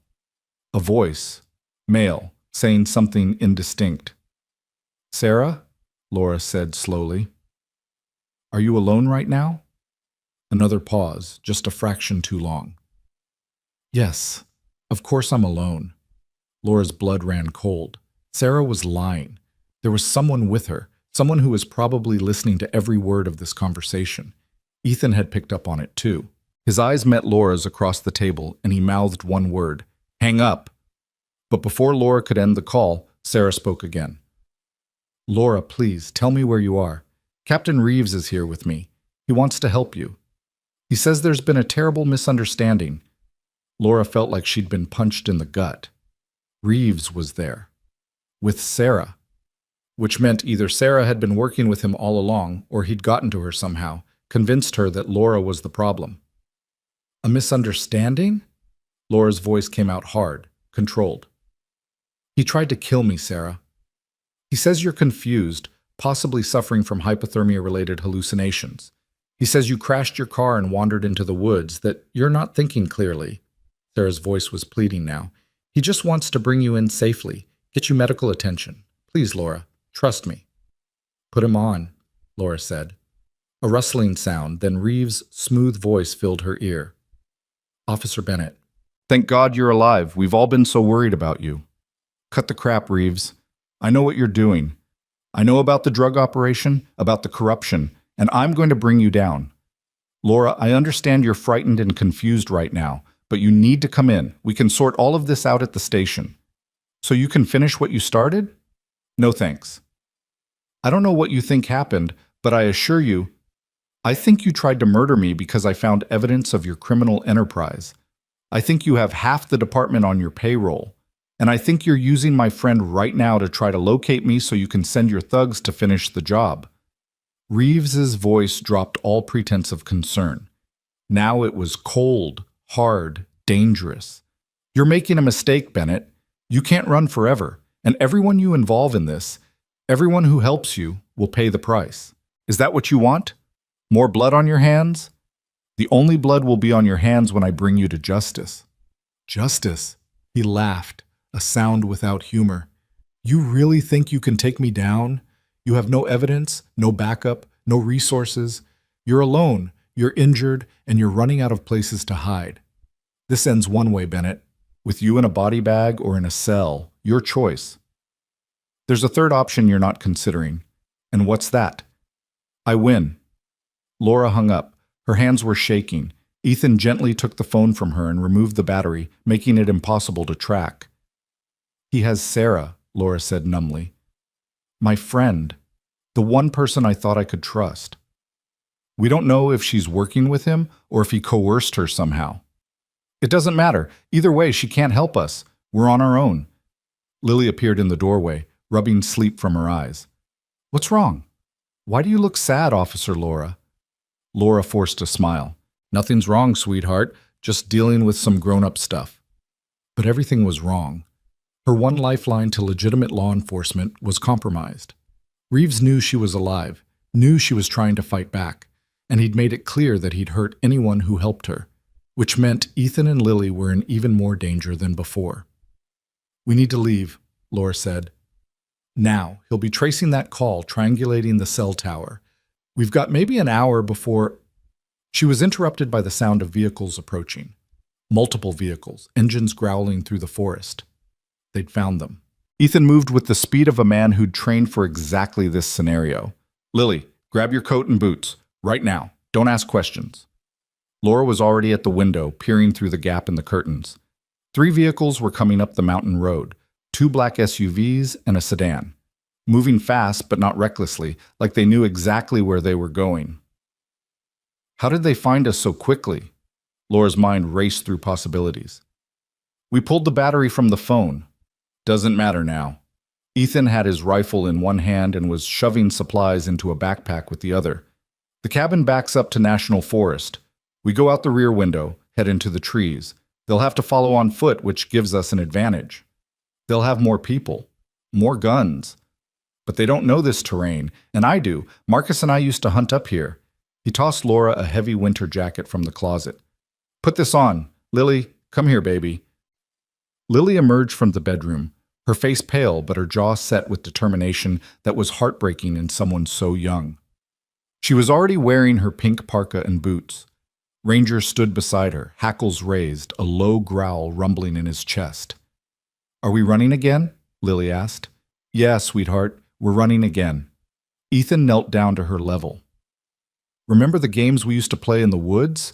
How you'd follow me real quiet, stepping exactly where I stepped?" "Like ninjas," Lily said. "Exactly like ninjas. We're going to play that game now. Can you do that for me?" "I can do it, Daddy." The sound of car doors slamming echoed through the forest. Men's voices calling out to each other. They were surrounding the cabin. Ethan threw open the back window. "Go! Now!" Laura went first, dropping into the snow outside. The cold was a shock even through the heavy jacket. She turned and reached up for Lily, and Ethan lowered his daughter down. Laura caught her, set her on the ground, then reached for the backpack Ethan was passing through. Ranger leaped through the window with surprising grace for such a large dog. Then Ethan came through, pulling the window closed behind him. "This way." He moved into the trees, not running but walking fast, picking a path that used natural cover, fallen logs, thick brush, stands of pine. Laura followed with Lily between them, and Ranger brought up the rear, constantly looking back toward the cabin. Behind them, Laura heard the front door of the cabin being kicked in. Shouts. "Clear! Back bedroom clear! They're gone! Check outside!" They'd been inside for maybe 30 seconds. Another few minutes and they would have been trapped. Ethan led them deeper into the forest, moving uphill, away from the cabin and the roads. The terrain was steep and treacherous, covered in snow that hid rocks and roots. Laura's injured wrist screamed every time she had to catch herself from falling, and her ribs felt like someone was stabbing her with each labored breath in the thin mountain air. But she kept moving. Lily was keeping up remarkably well, her small legs churning through the snow without complaint. The little girl's resilience was astounding. "Dad," Lily whispered, "I hear them." She was right. The sound of pursuit was getting closer. Shouting voices, breaking branches. At least 4 men, maybe more, crashing through the forest behind them. "I know, baby. Keep going. Don't look back." They climbed for another 15 minutes, Laura's lungs burning with the effort. Then Ethan held up a hand, signaling them to stop. He was breathing hard but not gasping, his military conditioning still serving him well. "There's a ridge up ahead," he said quietly. "On the other side is a steep drop down to a creek bed. We can use it to lose them. The water will hide our tracks." "How steep?" Laura asked. "Steep enough that they'll have trouble following, but we can do it if we're careful." Laura looked at Lily, who was shivering despite her warm coat. The little girl's cheeks were flushed with exertion and cold, but she nodded bravely. "I can do it," Lily said. They pushed onto the ridge. When they reached it, Laura saw what Ethan meant. The ground dropped away sharply, maybe 40 feet down, to where a narrow creek cut through the forest. The slope was covered in loose rocks and snow, more of a controlled fall than a climb. "I'll go first," Ethan said. "I'll find the safest path. Laura, you come down with Lily. Ranger will manage on his own. He's done this before." The pursuing voices were getting louder. Laura could hear radios crackling, someone calling for additional units. Ethan started down the slope, half sliding, half climbing, using trees and rocks for handholds. When he reached the bottom, he looked up and waved. "Come on, sweetheart," Laura said to Lily. "We're going to go down together. Hold on to my jacket and don't let go." They started down. It was treacherous going, the loose rocks shifting under their feet, threatening to send them tumbling. Laura's injured wrist made it nearly impossible to grip properly, and twice she nearly lost her balance. But Lily held on tight, trusting Laura completely, and somehow they made it to the bottom without falling. Ranger came down in a series of controlled jumps and slides, his 4 legs giving him better stability than his human companions. The creek was maybe 10 feet wide, shallow, but running fast. The water would be ice cold, but it would hide their scent from any tracking dogs and make their trail harder to follow. "Wade downstream," Ethan said. "Stay in the water, go about 100 yards, then we'll come out on the far bank and head east." They entered the creek. The water was every bit as cold as Laura feared, instantly soaking through her boots and jeans. It felt like someone was driving nails into her feet. Beside her, Lily gasped, but didn't cry out. They waded downstream, the current pulling at their legs, threatening to knock them off balance. The creek bed was rocky and uneven, and Laura had to concentrate on every step to avoid turning an ankle. Behind and above them, Laura heard someone reach the ridge. "They went down! Watch it, the slope's unstable." "I see tracks in the snow. They went toward the creek." Ethan picked up the pace, pushing them faster through the water. 100 yards felt like a mile, but finally he gestured toward the far bank. "Out here. Move quiet." They climbed out of the creek, and immediately Laura's wet jeans began to freeze in the cold air. Her legs felt stiff, wooden. This was bad. This was hypothermia territory again, and they didn't have time to build a fire or find shelter. But Ethan was already moving, leading them into a dense stand of pines where the snow wasn't as deep. He stopped and pulled off his backpack, digging through it until he found 2 emergency blankets, thin sheets of reflective material designed to retain body heat. "Wrap these around your legs," he told Laura and Lily. "Under your pants. It'll help." It was awkward and uncomfortable, but the blankets did help, trapping what little warmth remained. Ethan pulled out energy bars and made them eat, replacing the calories they were burning trying to stay warm. "How far to civilization?" Laura asked quietly while Lily was distracted by Ranger. "There's a ranger station about 5 miles east. If we can reach it, we can get help. Real help, not corrupt cops." 5 miles in this terrain, in the cold, with a 7-year-old? You have a better idea? Laura didn't. They were out of options, out of places to hide. The ranger station was their best bet. "Let's go," she said. They moved through the forest, always heading east, using the sun to navigate when the trees were too thick to see landmarks. Ethan knew the terrain well, finding game trails and natural paths that made the going easier. But it was still brutal. Steep climbs, difficult descents, constant vigilance for pursuit. Lily was flagging. Laura could see the exhaustion in the way the little girl's steps were getting shorter, the way she was leaning more heavily on her father when the terrain got rough. But she never complained, never asked to stop. After about 2 hours, they heard a helicopter. "Get under cover," Ethan hissed. They pressed themselves into a thicket of evergreens, the branches hanging low enough to hide them from aerial view. The helicopter passed overhead. Laura caught a glimpse of it through the branches, a state police bird. But that meant nothing. If Reeves had reached high enough in the state police to compromise Sarah, he might have access to other resources too. The helicopter circled the area for several minutes before flying off to the south. When the sound of its rotors faded, they moved again. By early afternoon, they were all past the point of exhaustion. Laura's legs felt like lead, and every breath was a struggle against the cold air and her aching ribs. Lily had stopped talking entirely, just focused on putting one foot in front of the other. Even Ranger looked tired, his tail drooping. Ethan called a halt in a small clearing where the sun penetrated the canopy. "We need to rest, just for a few minutes." They collapsed against a fallen log.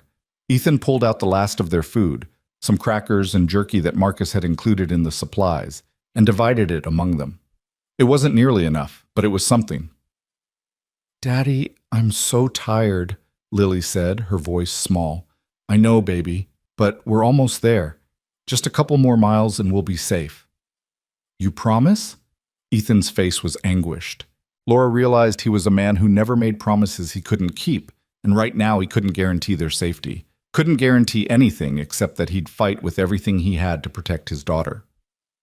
"I promise I'll do everything in my power to keep you safe," he said finally. "That's all I can promise, Lily, but it's a promise I'll keep no matter what." Lily nodded, accepting this. She leaned against her father, and he wrapped his arms around her, holding her close. Laura looked away, giving them privacy in their moment. She pulled out the burner phone and stared at it, even though the battery was still disconnected. Somewhere out there was Sarah, either betraying her or being used as a pawn. Somewhere out there was Reeves coordinating this manhunt, determined to silence her permanently. And somewhere out there was the truth, evidence of corruption, of drug trafficking, of abuse of power. Evidence that could bring down an entire network of dirty cops, but only if she lived long enough to expose it. "We should move," Ethan said after about 10 minutes. "The longer we stay still, the more likely they'll catch up." They hauled themselves to their feet and continued east. The sun was starting to descend toward the horizon, and with it the temperature was dropping fast. They needed to reach the ranger station before dark. Being caught out in these mountains at night without proper gear would be a death sentence. Around 4 o'clock, they finally saw it. A small building through the trees, smoke rising from its chimney. The ranger station. "Wait here," Ethan said. "Let me scout it first. Make sure it's safe." He approached the station carefully, circling it from a distance, checking for vehicles or signs of occupation. After a few minutes, he waved them forward. They emerged from the trees and hurried toward the building. A sign out front read North Peak Ranger Station, U.S. Forest Service. Through the windows, Laura could see warm light. Ethan knocked on the door. It opened almost immediately, revealing a man in his 60s wearing the distinctive uniform of a forest ranger. He had kind eyes behind wire-rimmed glasses, and his expression went from puzzled to concerned as he took in their bedraggled appearance. "Good Lord, folks, what happened to you?" "We need help," Ethan said. "Please, it's an emergency." The ranger didn't hesitate. Come in, you all look half frozen." He ushered them inside, where a wood stove was putting out blessed warmth. "I'm Ranger Tom Fletcher, been manning this station for 23 years. Sit down, let me get you something hot to drink." Laura wanted to cry with relief. They'd made it. They were safe, at least for the moment. Fletcher moved around his small station with practiced efficiency, putting on a kettle for tea, pulling out blankets, radioing to his headquarters that he had visitors who needed assistance. "Now," he said, settling into a chair across from them. "You want to tell me what's going on? I've been hearing chatter on the police bands all day about a fugitive in the area. Don't suppose that has anything to do with you folks." Laura exchanged glances with Ethan. How much should they tell him? Could they trust him? But looking at Fletcher's weathered, honest face, Laura made a decision. They needed help, real help, and this man seemed like the genuine article. I'm Detective Laura Bennett with the Frost Valley Police Department, she said. Or I was. 2 days ago, I uncovered evidence that my captain and numerous other officers are involved in drug trafficking and corruption. When I tried to expose them, they tried to kill me. I've been running ever since. Fletcher's expression hardened. That's a serious accusation. I know, and I can prove it if I can get to someone who isn't part of the corruption, someone in federal law enforcement, preferably. You're saying local cops are hunting you right now? Yes, and possibly state police too. I don't know how far the corruption spreads. Fletcher was quiet for a moment, processing this. Then he stood and locked the door to the station. Okay, here's what we're going to do. I have a direct line to the FBI field office in the state capitol, not through police channels, through a federal system that local law enforcement can't monitor. We're going to call them, and we're going to get you some real protection. Hope surged in Laura's chest. You believe me? Ma'am, I've been a ranger long enough to have dealt with more than my share of law enforcement. I've seen good cops and bad cops, and I've learned to trust my instincts about people. He looked at Lily, who was warming her hands by the stove. No one drags a child through the mountains in winter unless they're desperate, unless they're running from something real. So yeah, I believe you. Fletcher picked up a phone. Not a regular phone, but some kind of satellite or dedicated line system. He dialed a number and waited. This is Ranger Fletcher at North Peak Station. I need to speak to someone in the Criminal Investigation Division. Yes, I'll hold. He covered the mouthpiece. This might take a minute. Federal bureaucracy moves slow. Those minutes felt like hours. Laura kept expecting to hear vehicles approaching, kept waiting for Reeves and his people to burst through the door. But the forest outside remained quiet except for the wind in the trees. Finally, Fletcher began speaking again. Yes. Hello, my name is Tom Fletcher, U.S. Forest Service. I have someone here who needs federal protection. She's a police detective claiming there's widespread corruption in her department, and she's being hunted by other officers. Yes, I understand how that sounds, but I'm asking you to send someone up here to take her statement. He paused, listening. North Peak Ranger Station, about 5 miles east of... Yes, that's right. How soon can you get here? Another long pause. Laura held her breath. Understood. We'll be waiting. Fletcher hung up. They're sending 2 agents. They'll be here in about 90 minutes. In the meantime, you folks should warm up, get something to eat. I've got soup I can heat up. Thank you, Laura said, her voice breaking slightly. Thank you so much. Don't thank me yet. Let's wait until the FBI gets here and you're actually safe. Fletcher busied himself heating soup on a camp stove. The smell made Laura's stomach growl. She couldn't remember the last time she'd had a real meal. While he worked, Ethan helped Lily out of her wet boots and wrapped her feet in warm, dry socks from Fletcher's supply cabinet. Daddy, are we really safe now? Lily asked. Getting there, sweetheart. Getting there. They ate soup and crackers, and Laura felt strength returning to her limbs. The warmth of the station was almost overwhelming after so long in the cold. She wanted to close her eyes, wanted to sleep for about a week. But she couldn't relax yet. Not until the FBI arrived. Not until she was in protective custody and Ethan and Lily were truly safe. An hour passed.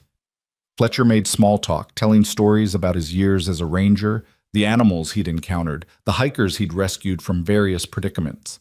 It was clear he was trying to distract them, to keep their minds off the danger they were still in. Lily was nodding off, her head on her father's shoulder, when Ranger suddenly stood up. His ears pricked forward, and a low growl rumbled in his chest. Everyone froze. Someone's coming, Ethan said quietly. Fletcher moved to the window and peered out. His face went pale. That's not the FBI. Wrong vehicles. Those are state police cruisers. Laura's heart sank. How many? 3 cars, maybe 6 officers. They found us. Laura was already standing, her mind racing through options. We need to leave. Now. There's a back door, Fletcher said. Leads into the forest. I can hold them off. Tell them you went a different direction. They'll hurt you, Laura said. These aren't good cops. They're criminals. I'm a federal employee. They won't dare touch me. But Fletcher's voice lacked conviction. The cruisers pulled up outside the station. Through the window, Laura watched as 6 men got out. She recognized 2 of them from the Frost Valley Department. The others wore state police uniforms, but Laura didn't know if they were legitimate or if Reeves had somehow gotten them on his payroll too. And then Captain Reeves himself emerged from the lead vehicle. "He's here," Laura breathed. "Reeves is here." "Back door," Ethan said urgently. "Lily, Ranger, let's go." Fletcher pointed them toward a door at the rear of the station. "There's a trail that leads deeper into the forest. Follow it for about a mile and you'll reach an old fire lookout tower. It's been decommissioned, but the structure's still sound. You can hide there." "Thank you," Laura said. "Go, I'll buy you time." They slipped out the back door just as heavy knocking sounded on the front. Laura heard Fletcher call out, "Hold on, I'm coming!" Then they were running again, following a barely visible trail through the darkening forest. The sun was setting, painting the sky in shades of orange and purple that would have been beautiful if Laura hadn't been running for her life. Behind them, she heard shouting, Fletcher's voice raised in protest. Then a sound that made her blood run cold. A single gunshot. "No," Laura whispered. Ethan grabbed her arm. "Keep moving. Don't stop. If we stop, he died for nothing." Laura wanted to go back, wanted to help Fletcher, but she knew Ethan was right. They had to keep running. It was the only way to honor what Fletcher had tried to do for them. They ran through the gathering darkness, Lily sobbing quietly as Ethan carried her, Ranger loping alongside them. The trail was steep and difficult to follow as the light faded, but they kept pushing forward, driven by desperation and grief and the terrible knowledge that a good man had just died trying to help them. The fire lookout tower appeared ahead of them like a skeletal ghost, its metal framework rising above the trees. The wooden cabin at the top looked weathered and abandoned, but when they climbed the switchback stairs, Laura's legs screaming with every step, they found the door unlocked. Inside was a single room with windows on all sides, giving a 360-degree view of the forest. There was old furniture covered in dust, some emergency supplies in a metal cabinet, and a radio system that looked like it hadn't worked in years. "This is it," Ethan said, setting Lily down gently. "This is where we make our stand." Laura moved to the windows. From this height, she could see for miles. Could see the ranger station in the distance, lights blazing. Could see flashlight beams moving through the forest, getting closer. They'd picked up the trail. They were coming. "How long until the FBI gets there?" Laura asked. Ethan checked his watch. If Fletcher's timing was right, they should arrive at the ranger station in about 30 minutes. Maybe they'll see what happened and call for backup. Or maybe Reeves will intercept them, kill them too. Laura felt despair threatening to overwhelm her. "This has to stop. I can't let anyone else die because of me." "This isn't because of you," Ethan said firmly. "This is because of them. Because they chose corruption over honor, murder over justice. You didn't make these choices. They did. Doesn't matter whose fault it is if we're all dead." "We're not dead yet." Ethan opened the emergency cabinet and pulled out what looked like flare guns. "And we're not going down without a fight."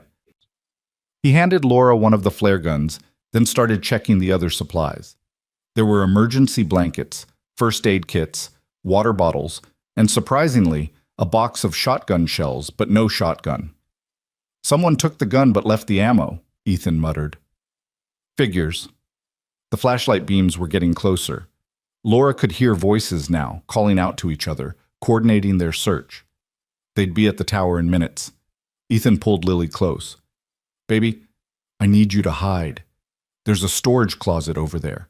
Get inside and close the door. No matter what you hear, no matter what happens, you stay hidden until Officer Laura or I come get you. Understand?" "I'm scared, Daddy." "I know, I'm scared too. But you're the bravest girl I know, and you're going to be okay. I promise." He kissed her forehead. "Go on now. Ranger will stay with you." Lily scrambled into the closet, and Ranger followed her. Ethan closed the door most of the way, leaving it open just a crack for air. Then he and Laura positioned themselves at opposite windows, watching the approaching lights. "When they come," Ethan said quietly, "we don't fire unless they fire first. We're not killers, we're survivors." Agreed. The lights reached the base of the tower. Laura counted at least 8 men, maybe more, all armed, all willing to kill.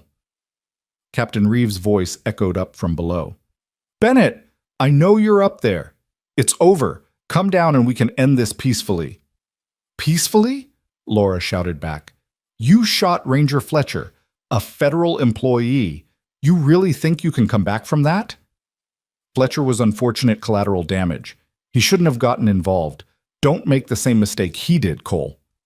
This last was directed at Ethan. "You're a civilian. You have a daughter. Walk away now and I'll let you both live." "You'll let us live?" Ethan's voice was filled with contempt. "You'll hunt us down just like you're hunting Laura. We're witnesses. We're loose ends. Men like you don't leave loose ends." "Then I guess we do this the hard way." A shot rang out, punching through one of the tower windows. Laura and Ethan both dropped flat. "So much for not firing first," Laura muttered. More shots followed, a sustained barrage that shattered most of the windows and sent splinters of wood flying through the air. Laura covered her head, waiting for the shooting to stop. When it did, there was a moment of eerie silence. Then Reeves called out again, "Last chance, Bennett! Give yourself up! The man and his kid can walk away!" Laura looked at Ethan. He was bleeding from a cut on his cheek where a piece of glass had hit him, but his eyes were clear and determined. "Don't you dare," he said. "Don't you dare even think about surrendering. Ethan, he'll kill you and Lily anyway, but if I give myself up, maybe I can buy you time to escape. And maybe he kills all of us anyway. You go down there, you die. At least here we have a fighting chance." Laura knew he was right, but the thought of that little girl in the closet, terrified and alone, listening to bullets tear through the tower, it was almost more than she could bear. She raised her voice. "Reeves, you want me? Then come get me. But I'm warning you, I'm not going quietly." Reeves laughed. "Brave words from a dead woman. Boys, light it up." At first, Laura didn't understand what he meant. Then she smelled it. Smoke. They were setting fire to the tower.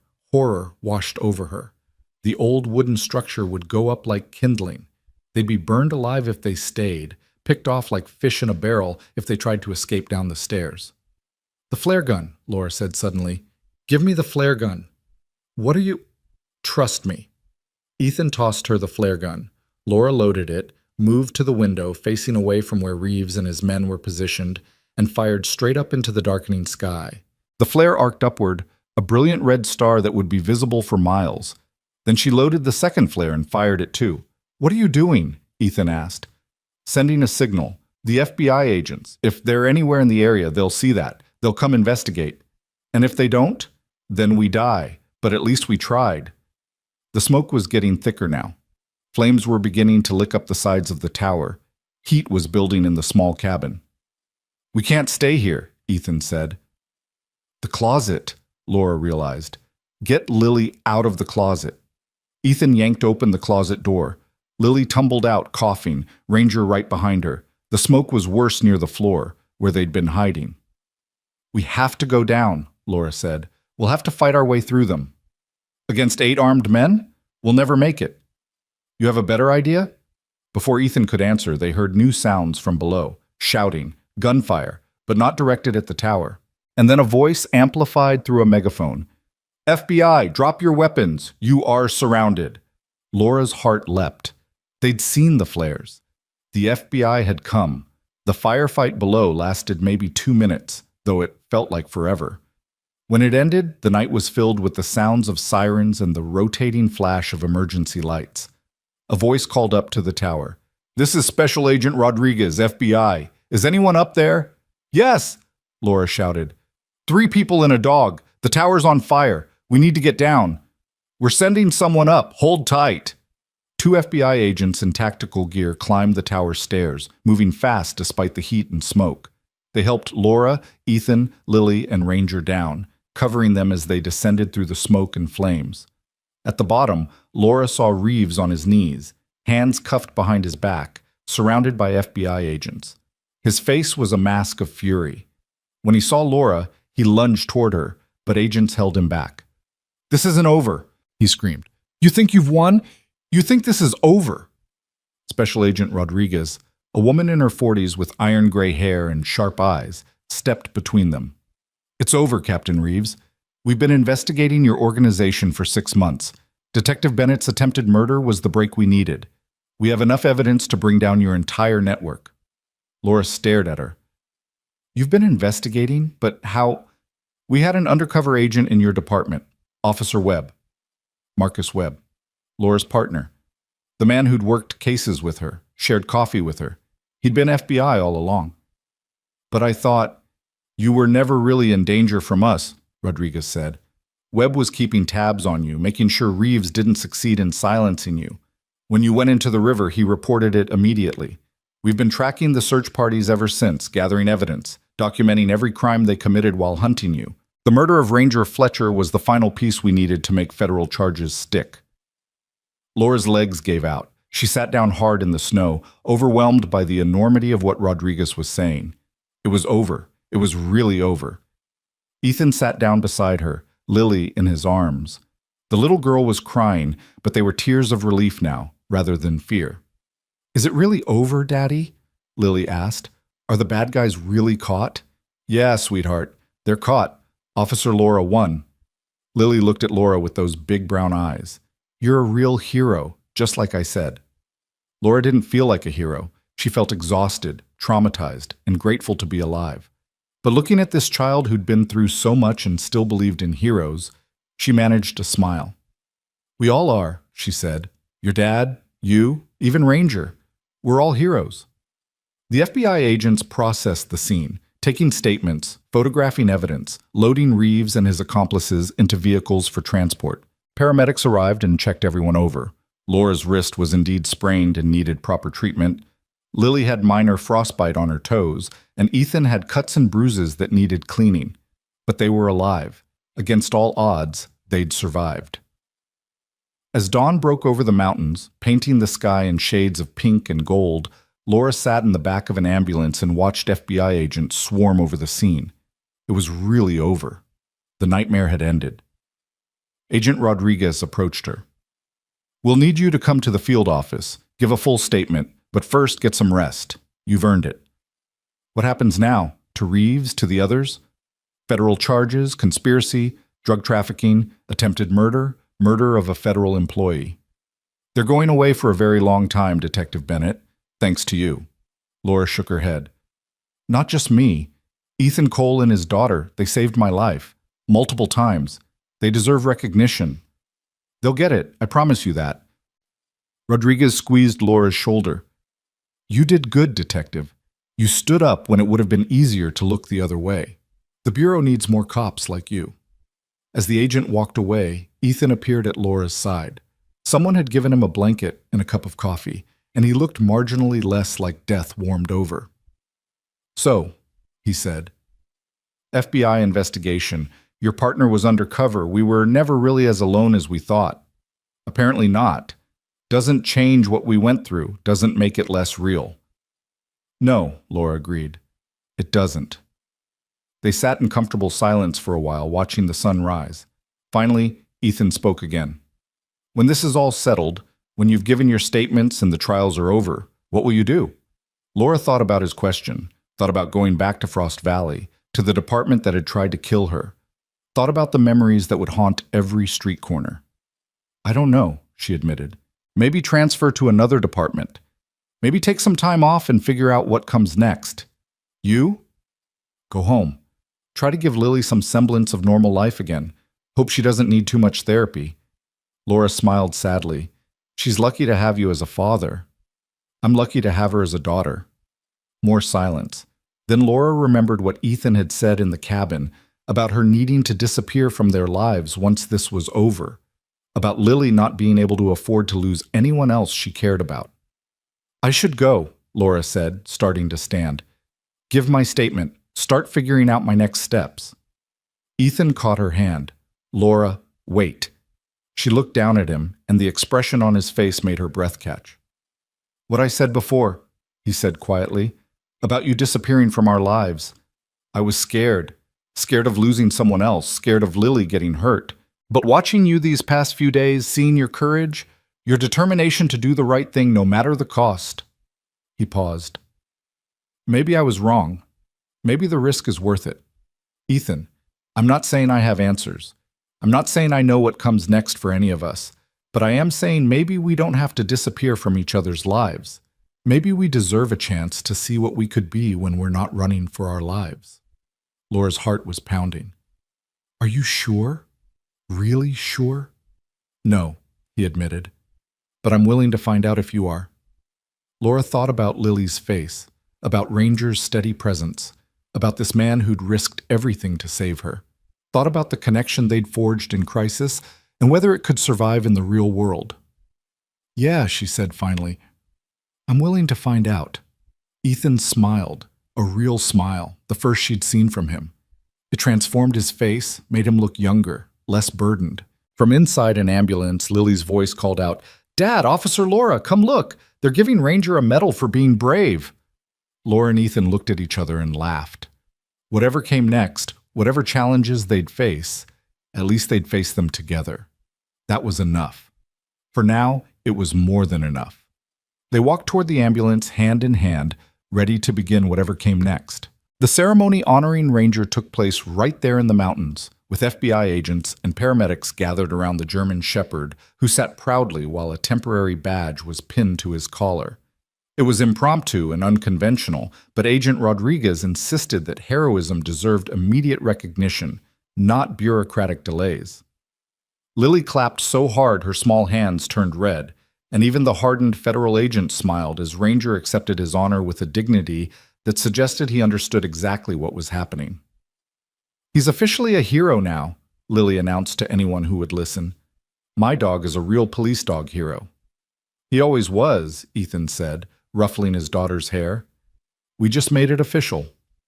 Laura watched this scene unfold with a warmth in her chest that had nothing to do with the blankets wrapped around her shoulders. 3 days ago, she'd been alone, drowning in a frozen river, certain she was about to die. Now she was surrounded by people who'd risked everything to save her, and for the first time in weeks, she felt something that resembled hope. The ambulances transported them to a hospital in the state capital, where doctors examined Laura's injuries more thoroughly. Her wrist was definitely sprained and needed to be immobilized for several weeks. She had 3 cracked ribs, multiple contusions, and the beginnings of pneumonia from her time in the river and exposure to the cold. The doctor prescribed antibiotics, pain medication, and strict orders to rest. "You're lucky to be alive," the doctor said, not unkindly. "Another few hours in those conditions, and we'd be having a very different conversation." Laura knew she was right, knew that without Ethan and Lily and Ranger, without Fletcher's sacrifice and the FBI's timely arrival, she'd be dead in that tower or at the bottom of the river. Ethan and Lily were in the room next door receiving their own examinations. Lily's frostbite was minor and would heal completely with proper care. Ethan's cuts needed stitches, and he was malnourished and dehydrated, but otherwise in remarkable shape considering what they'd been through. When the doctors finally released them, with stern warnings about follow-up appointments and taking it easy, Agent Rodriguez was waiting in the hallway. "Detective Bennett, Mr. Cole, we've arranged hotel rooms for you. Federal protection until we're certain there are no remaining threats. We've arrested 12 officers from Frost Valley PD, 3 from state police, and we're still investigating how deep this network goes." "What about Captain Reeves?" Laura asked. "In custody, facing more charges than I can count. Murder, attempted murder, conspiracy, drug trafficking, racketeering, corruption of public officials. The list goes on. He'll spend the rest of his life in prison. We'll make sure of that." Some of the tension Laura had been carrying finally eased. Reeves was really caught, really going to pay for what he'd done. "There's something else," Rodriguez continued. "We found your evidence. The files you uploaded to the department server? Your partner, Agent Webb, secured them before Reeves could have them deleted. Everything you documented about the drug operation, the money laundering, the corruption, it's all there. It's all admissible in court." Laura felt tears spring to her eyes. "Marcus saved them. I didn't know he was FBI. I thought maybe he was part of it." "He thought you were incredible," Rodriguez said with a small smile. "Said you were the best cop he'd ever worked with. Said if more officers had your integrity, the Bureau wouldn't need to run undercover operations in police departments. Can I see him? Talk to him?" "He's being debriefed right now, but I'll let him know you asked. I'm sure he'd like to see you too." "Boss. Bullshit." The hotel Rodriguez had arranged was actually a suite. 2 bedrooms, a living area, and a kitchenette. FBI agents were stationed in the hallway, and Rodriguez assured them that no one would get to them without going through federal protection first. "Rest tonight," Rodriguez said. "Tomorrow we'll start taking formal statements. It's going to be a long process, but we'll get through it together." After she left, Laura, Ethan, and Lily stood in the suite looking at each other with something like disbelief. They were safe. Actually, truly safe for the first time in days. "I need a shower," Ethan said. "Lily needs a bath. We all need to sleep for about a week." "Agreed," Laura said. But first they ordered room service, real food, hot and plentiful. Lily's eyes went wide at the menu options, and she ordered chicken fingers and French fries and ice cream with the enthusiasm of a child who'd earned every bit of indulgence. While they waited for the food, Ethan called Marcus to let him know they were safe. The conversation was brief but emotional. Marcus had been worried sick when he lost track of them in the manhunt, had feared the worst until the FBI raid. The food arrived, and they ate together around the small dining table. Lily chattered nonstop, the terror of the past days giving way to relief and excitement. She told Laura about her school, her friends, her favorite books. She asked Laura questions about being a police officer, about whether she'd ever caught any really bad guys before this. "A few," Laura admitted, "but none as bad as Captain Reeves." "Are you going to keep being a police officer?" Lily asked. It was the question Laura had been avoiding asking herself. She loved being a cop, loved serving and protecting. But could she go back to Frost Valley? Could she work in a department that had been so thoroughly corrupted? "I don't know yet, sweetheart," Laura said honestly. "I need to figure that out." After dinner, Lily had her bath and Ethan tucked her into one of the bedrooms. Laura could hear him reading to her, something about a princess and a dragon, his deep voice soft and soothing. Within minutes, Lily was asleep, exhausted by everything she'd been through. Ethan emerged from the bedroom, carefully closing the door behind him. He looked at Laura and gestured toward the balcony. They stepped outside into the cold night air. The city spread out below them, lights twinkling like earthbound stars. Up here, on the 14th floor, they were removed from the chaos of the streets. It felt safe, peaceful. "She's going to have nightmares," Ethan said quietly. "For weeks, probably months. She's going to need therapy, someone to help her process what she went through." "Kids are resilient," Laura said. "She has you. She'll be okay." "I hope you're right." Ethan leaned against the railing, his breath forming clouds in the cold air. "I keep thinking about Fletcher, about how he died trying to help us. He didn't have to do that. He could have turned us away, could have claimed he never saw us." "He was a good man," Laura said. "The kind of man who couldn't stand by and watch injustice happen. The world needs more people like him." "The world needs more people like you," Ethan corrected. "You could have given up a dozen times, could have surrendered, could have run and never looked back, but you kept fighting, kept pushing forward because you believed in doing the right thing. I had help. I couldn't have done it alone. None of us can do anything alone. That's what the past few days taught me." He turned to face her fully.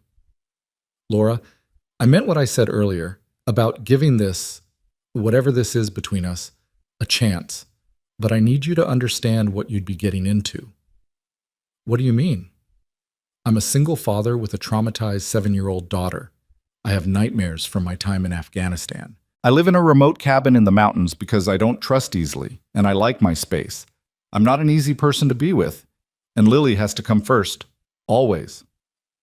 "I wouldn't expect anything else," Laura said. "And I'm not exactly a prize either. I'm a cop with trust issues who just helped take down a dozen corrupt officers from her own department. I'll probably have PTSD from being hunted through the mountains, and I have no idea what my life looks like going forward, where I'll work, where I'll live, any of it." Ethan smiled slightly. "So we're both disasters." "Pretty much." "But maybe we could be disasters together?" Laura felt her heart skip. "Yeah, maybe we could." He reached out and took her hand, and they stood there on the balcony, looking at the lights of the city, neither of them sure what came next, but both willing to find out together. The next morning brought the start of a long process. Laura spent hours at the FBI field office, giving her statement, going through every detail of the past 3 days and the investigation that had preceded it. Agent Webb, Marcus, was there, and they had an emotional reunion where he apologized for not being able to tell her the truth about his undercover role. "I hated lying to you," he said. "You were the best partner I ever had, Laura, and watching you uncover the same corruption I'd been investigating, knowing I couldn't help you or warn you, it was torture." "You helped more than you know," Laura said. "You saved my evidence. That's everything." Over the following weeks, the scope of the corruption became clear. The drug operation Reeves had been running stretched from Frost Valley all the way to the Canadian border, generating millions of dollars in revenue. 12 officers from Frost Valley PD were arrested, along with 3 state police officers, 2 judges, and a dozen civilians who'd been part of the distribution network. The media descended on the story like vultures. "Hero cop exposes massive corruption ring," read one headline. "Small-town police department's dark secret," read another. Laura found herself thrust into the spotlight, giving interviews, accepting commendations she didn't feel she deserved. Through it all, Ethan and Lily were there.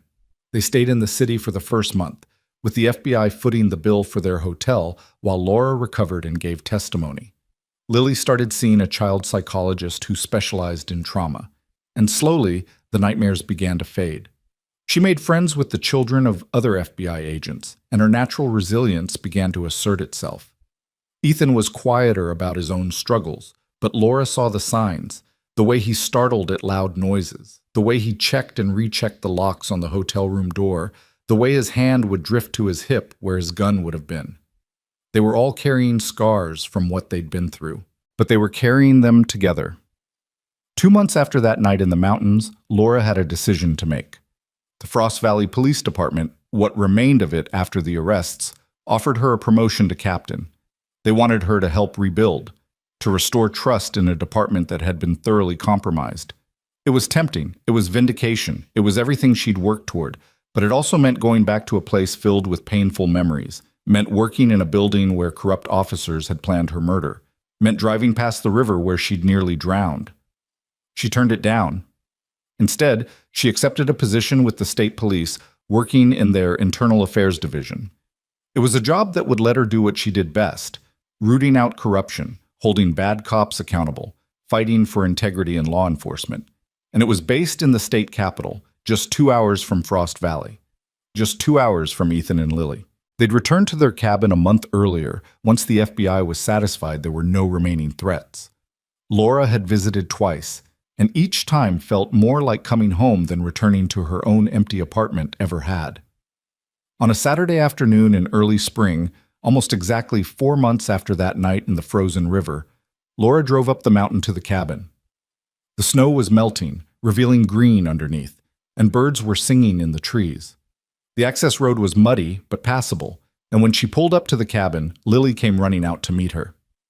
"Officer Laura, you're here! I've been waiting and waiting!" Laura scooped the little girl up in a hug, marveling at how much she'd grown in just a few weeks. Kids had a way of bouncing back that adults envied.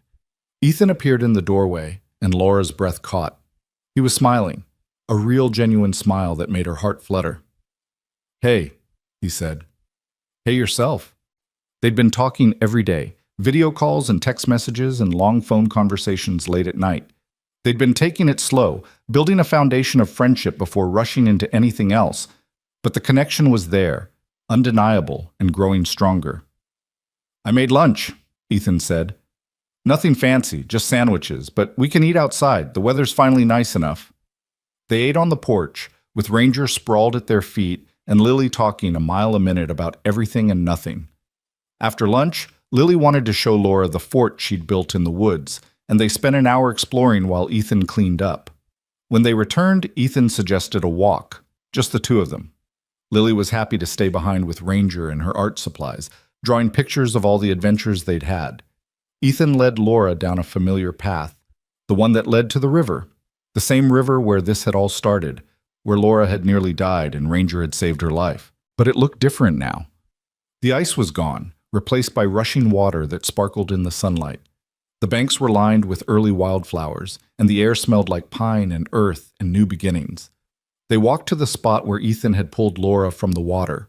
Someone, probably Ethan, had placed a small memorial there, a simple stone with Fletcher's name and the words, "A good man who died doing right."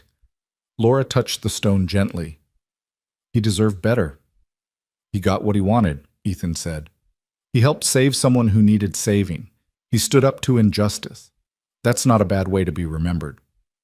They stood in silence for a moment, honoring the memory of a man they'd barely known but who'd given everything to help them. Then Ethan spoke again. Laura, I've been thinking about what comes next, for us. Yeah? These past few months, getting to know you, watching you with Lily, talking to you every day, it's been good. Better than good. It's been the best thing that's happened to me since Sarah died. Laura's heart was pounding. It's been pretty amazing for me, too. But I need to know if this is real. If this is something that can last beyond the crisis that brought us together, because Lily's getting attached. Hell, I'm getting attached. And we can't invest in something that's going to fall apart. I don't have a crystal ball, Laura said.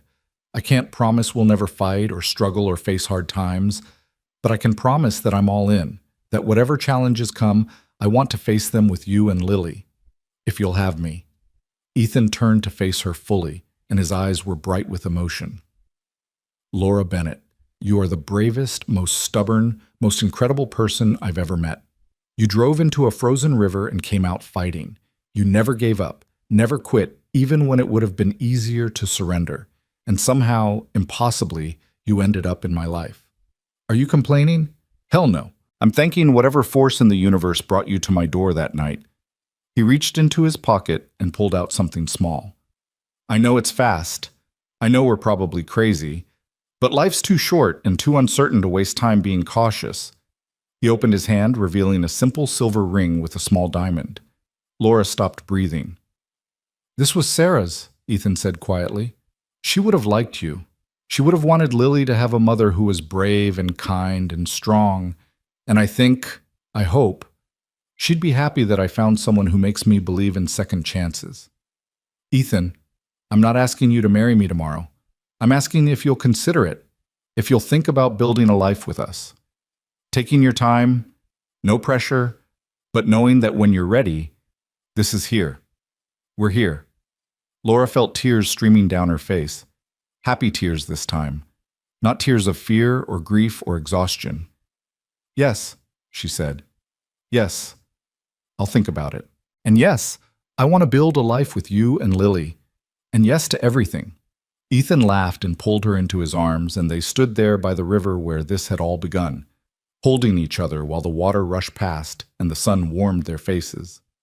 When they walked back to the cabin hand in hand, Lily took one look at them and squealed. Does this mean Officer Laura is going to live with us? Not yet, Ethan said. But someday, if that's okay with you. It's very okay with me. Lily threw her arms around Laura's waist. You can help Dad with the hard stuff and teach me about being brave and play games with me and be my friend. Your friend and maybe something more, Laura said, kneeling down to Lily's level. How would you feel about me being part of your family? Lily's face grew serious, and for a moment Laura worried she'd pushed too fast. But then the little girl smiled, a smile so full of joy and hope that Laura's heart nearly burst. I think my mommy would like that, Lily said.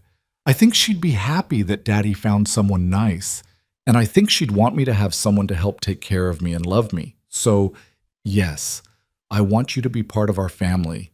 Laura hugged her tight, and over Lily's head she met Ethan's eyes. He was crying too, and Laura realized that they were all getting a second chance here. A chance to heal, to grow, to build something beautiful from the ashes of tragedy and trauma. The trial began 6 months later. Laura testified for 3 days, laying out everything she'd discovered about the corruption in Frost Valley PD. Marcus Webb, his real name was Marcus Rodriguez, Agent Rodriguez's nephew, which explained some things, testified about his undercover work. Ethan testified about the manhunt, about being chased and shot at, and forced to run for his life with his daughter. The evidence was overwhelming. Reeves and 8 of his co-conspirators received life sentences without possibility of parole. The others got anywhere from 15 to 40 years. The judges who'd been involved were disbarred and imprisoned. The entire corrupt network was dismantled. On the day the verdicts came down, Laura stood on the courthouse steps with Ethan, Lily, Marcus, and Agent Rodriguez. The media swarmed them, asking for comments, asking how it felt to have won. "It doesn't feel like winning," Laura said into the microphones. "A good man died. Ranger Tom Fletcher gave his life trying to help us. Nothing we do here today brings him back. But maybe, just maybe, his sacrifice means something. Maybe it means that corruption doesn't win, that good people who stand up and fight can make a difference." Beside her, Lily held up a picture she'd drawn. It showed Ranger the dog with his badge, Fletcher with his ranger hat, and all of them together surrounded by hearts.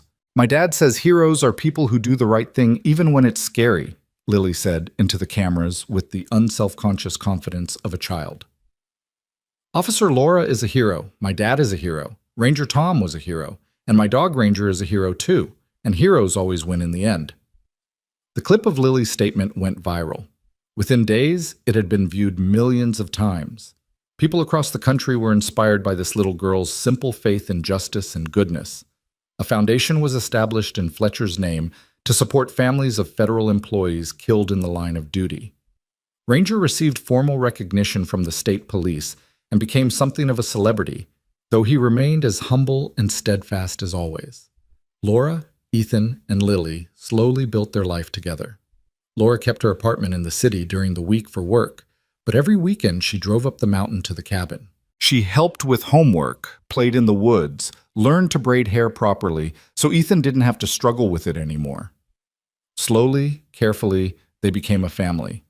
A year to the day after that night in the frozen river, Ethan proposed properly. Not with Sarah's ring this time, but with one he'd chosen specifically for Laura.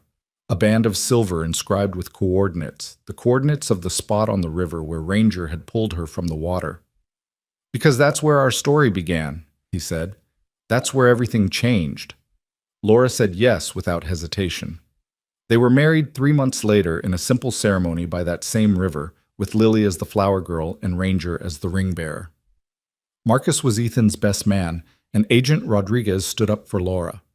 Fletcher's adult children attended, and they told Laura that their father would have been honored to have played a role in bringing their family together. The wedding was small and intimate and perfect. As Laura and Ethan exchanged vows, promising to stand by each other through whatever challenges came, to face the darkness together and find the light, she thought about how far they'd all come. A year ago, she'd been drowning in a frozen river, certain she was about to die. Now she was standing in the sunshine, surrounded by people she loved, beginning a new chapter. Life was strange and beautiful and unpredictable. Tragedy could strike without warning. But so could grace, so could love, so could second chances. As Ethan kissed her and Lily cheered and Ranger barked happily, Laura thought about all the people who'd helped bring them to this moment. Fletcher, who'd given his life. Marcus, who'd maintained his cover even when it meant watching Laura walk into danger. The FBI agents who'd rescued them. Even Sarah, Ethan's first wife, who'd loved him and given him Lily and whose memory would always be honored in their home. They were all connected, all part of the same story. A story about ordinary people doing extraordinary things. About standing up for what's right even when it costs everything. About love growing in the aftermath of trauma. About families forged not by blood, but by choice and sacrifice and unshakable commitment. The reception was held at the cabin, with friends and family and fellow law enforcement officers who'd come to celebrate. Laura danced with Ethan under string lights hung between the trees, and later she danced with Lily, spinning the little girl around until they were both dizzy and laughing. As the sun set and the first stars appeared, Laura stood with her new husband and daughter, looking at the life they'd built together. "Happy?" Ethan asked, his arm around her waist. "Happier than I ever thought possible," Laura said honestly. "Me too," Lily chimed in. "This is the best day ever." "Well, maybe second best," Laura said. "The best day was when Ranger pulled me out of the river and brought me to you." Aunt Lily considered this seriously. "That was a pretty good day, even though it was scary." "The best things in life usually are," Ethan said. "Scary and wonderful all at once." Laura thought about the truth of that, about how the scariest moment of her life, drowning in that river, hunted by corrupt cops, certain she was about to die, had led her here, to this moment, to this family. She wouldn't have chosen to go through it, wouldn't have asked for the terror or the pain or the losses they'd suffered, but she also wouldn't trade what came after. wouldn't trade Ethan's steadfast love or Lily's boundless joy or the sense of finally, truly belonging somewhere. Sometimes the worst moments of our lives lead us to the best ones. Sometimes we have to break before we can heal. Sometimes we have to lose everything to find what really matters. As she held her family close under the stars, Laura sent a silent thank you to everyone who'd helped them get here. To Fletcher, who'd given his life. To Marcus, who'd fought to protect her. To Sarah, who'd loved Ethan first and raised Lily with such care. To Ranger, the dog who'd quite literally saved her life. And to herself, the woman who'd refused to give up, who'd fought when it would have been easier to surrender, who'd believed in justice even when her own department had become corrupt. She was that woman still a cop, still fighting for what was right. But now she had more to fight for, had a family to protect, a daughter to raise, a husband to grow old with. The road ahead wouldn't be easy. There would be challenges, struggles, hard days, and sleepless nights. But they'd face them together, just as they'd faced everything else. Together, they were stronger than any challenge that came their way. Together, they were unbreakable. And as the music played and the stars shone overhead, and Lily fell asleep against her father's shoulder, Laura thought about how a single moment could change everything. How one night in a frozen river could lead to this, to love, and family, and home. The dog had dragged a police officer from the river, but what happened after stunned more than just the cop force. It stunned everyone who heard the story. Because sometimes, in the darkest moments, we find not just survival, but something far more precious. We find our way home. And home, Laura had learned, wasn't a place. It was people. It was love.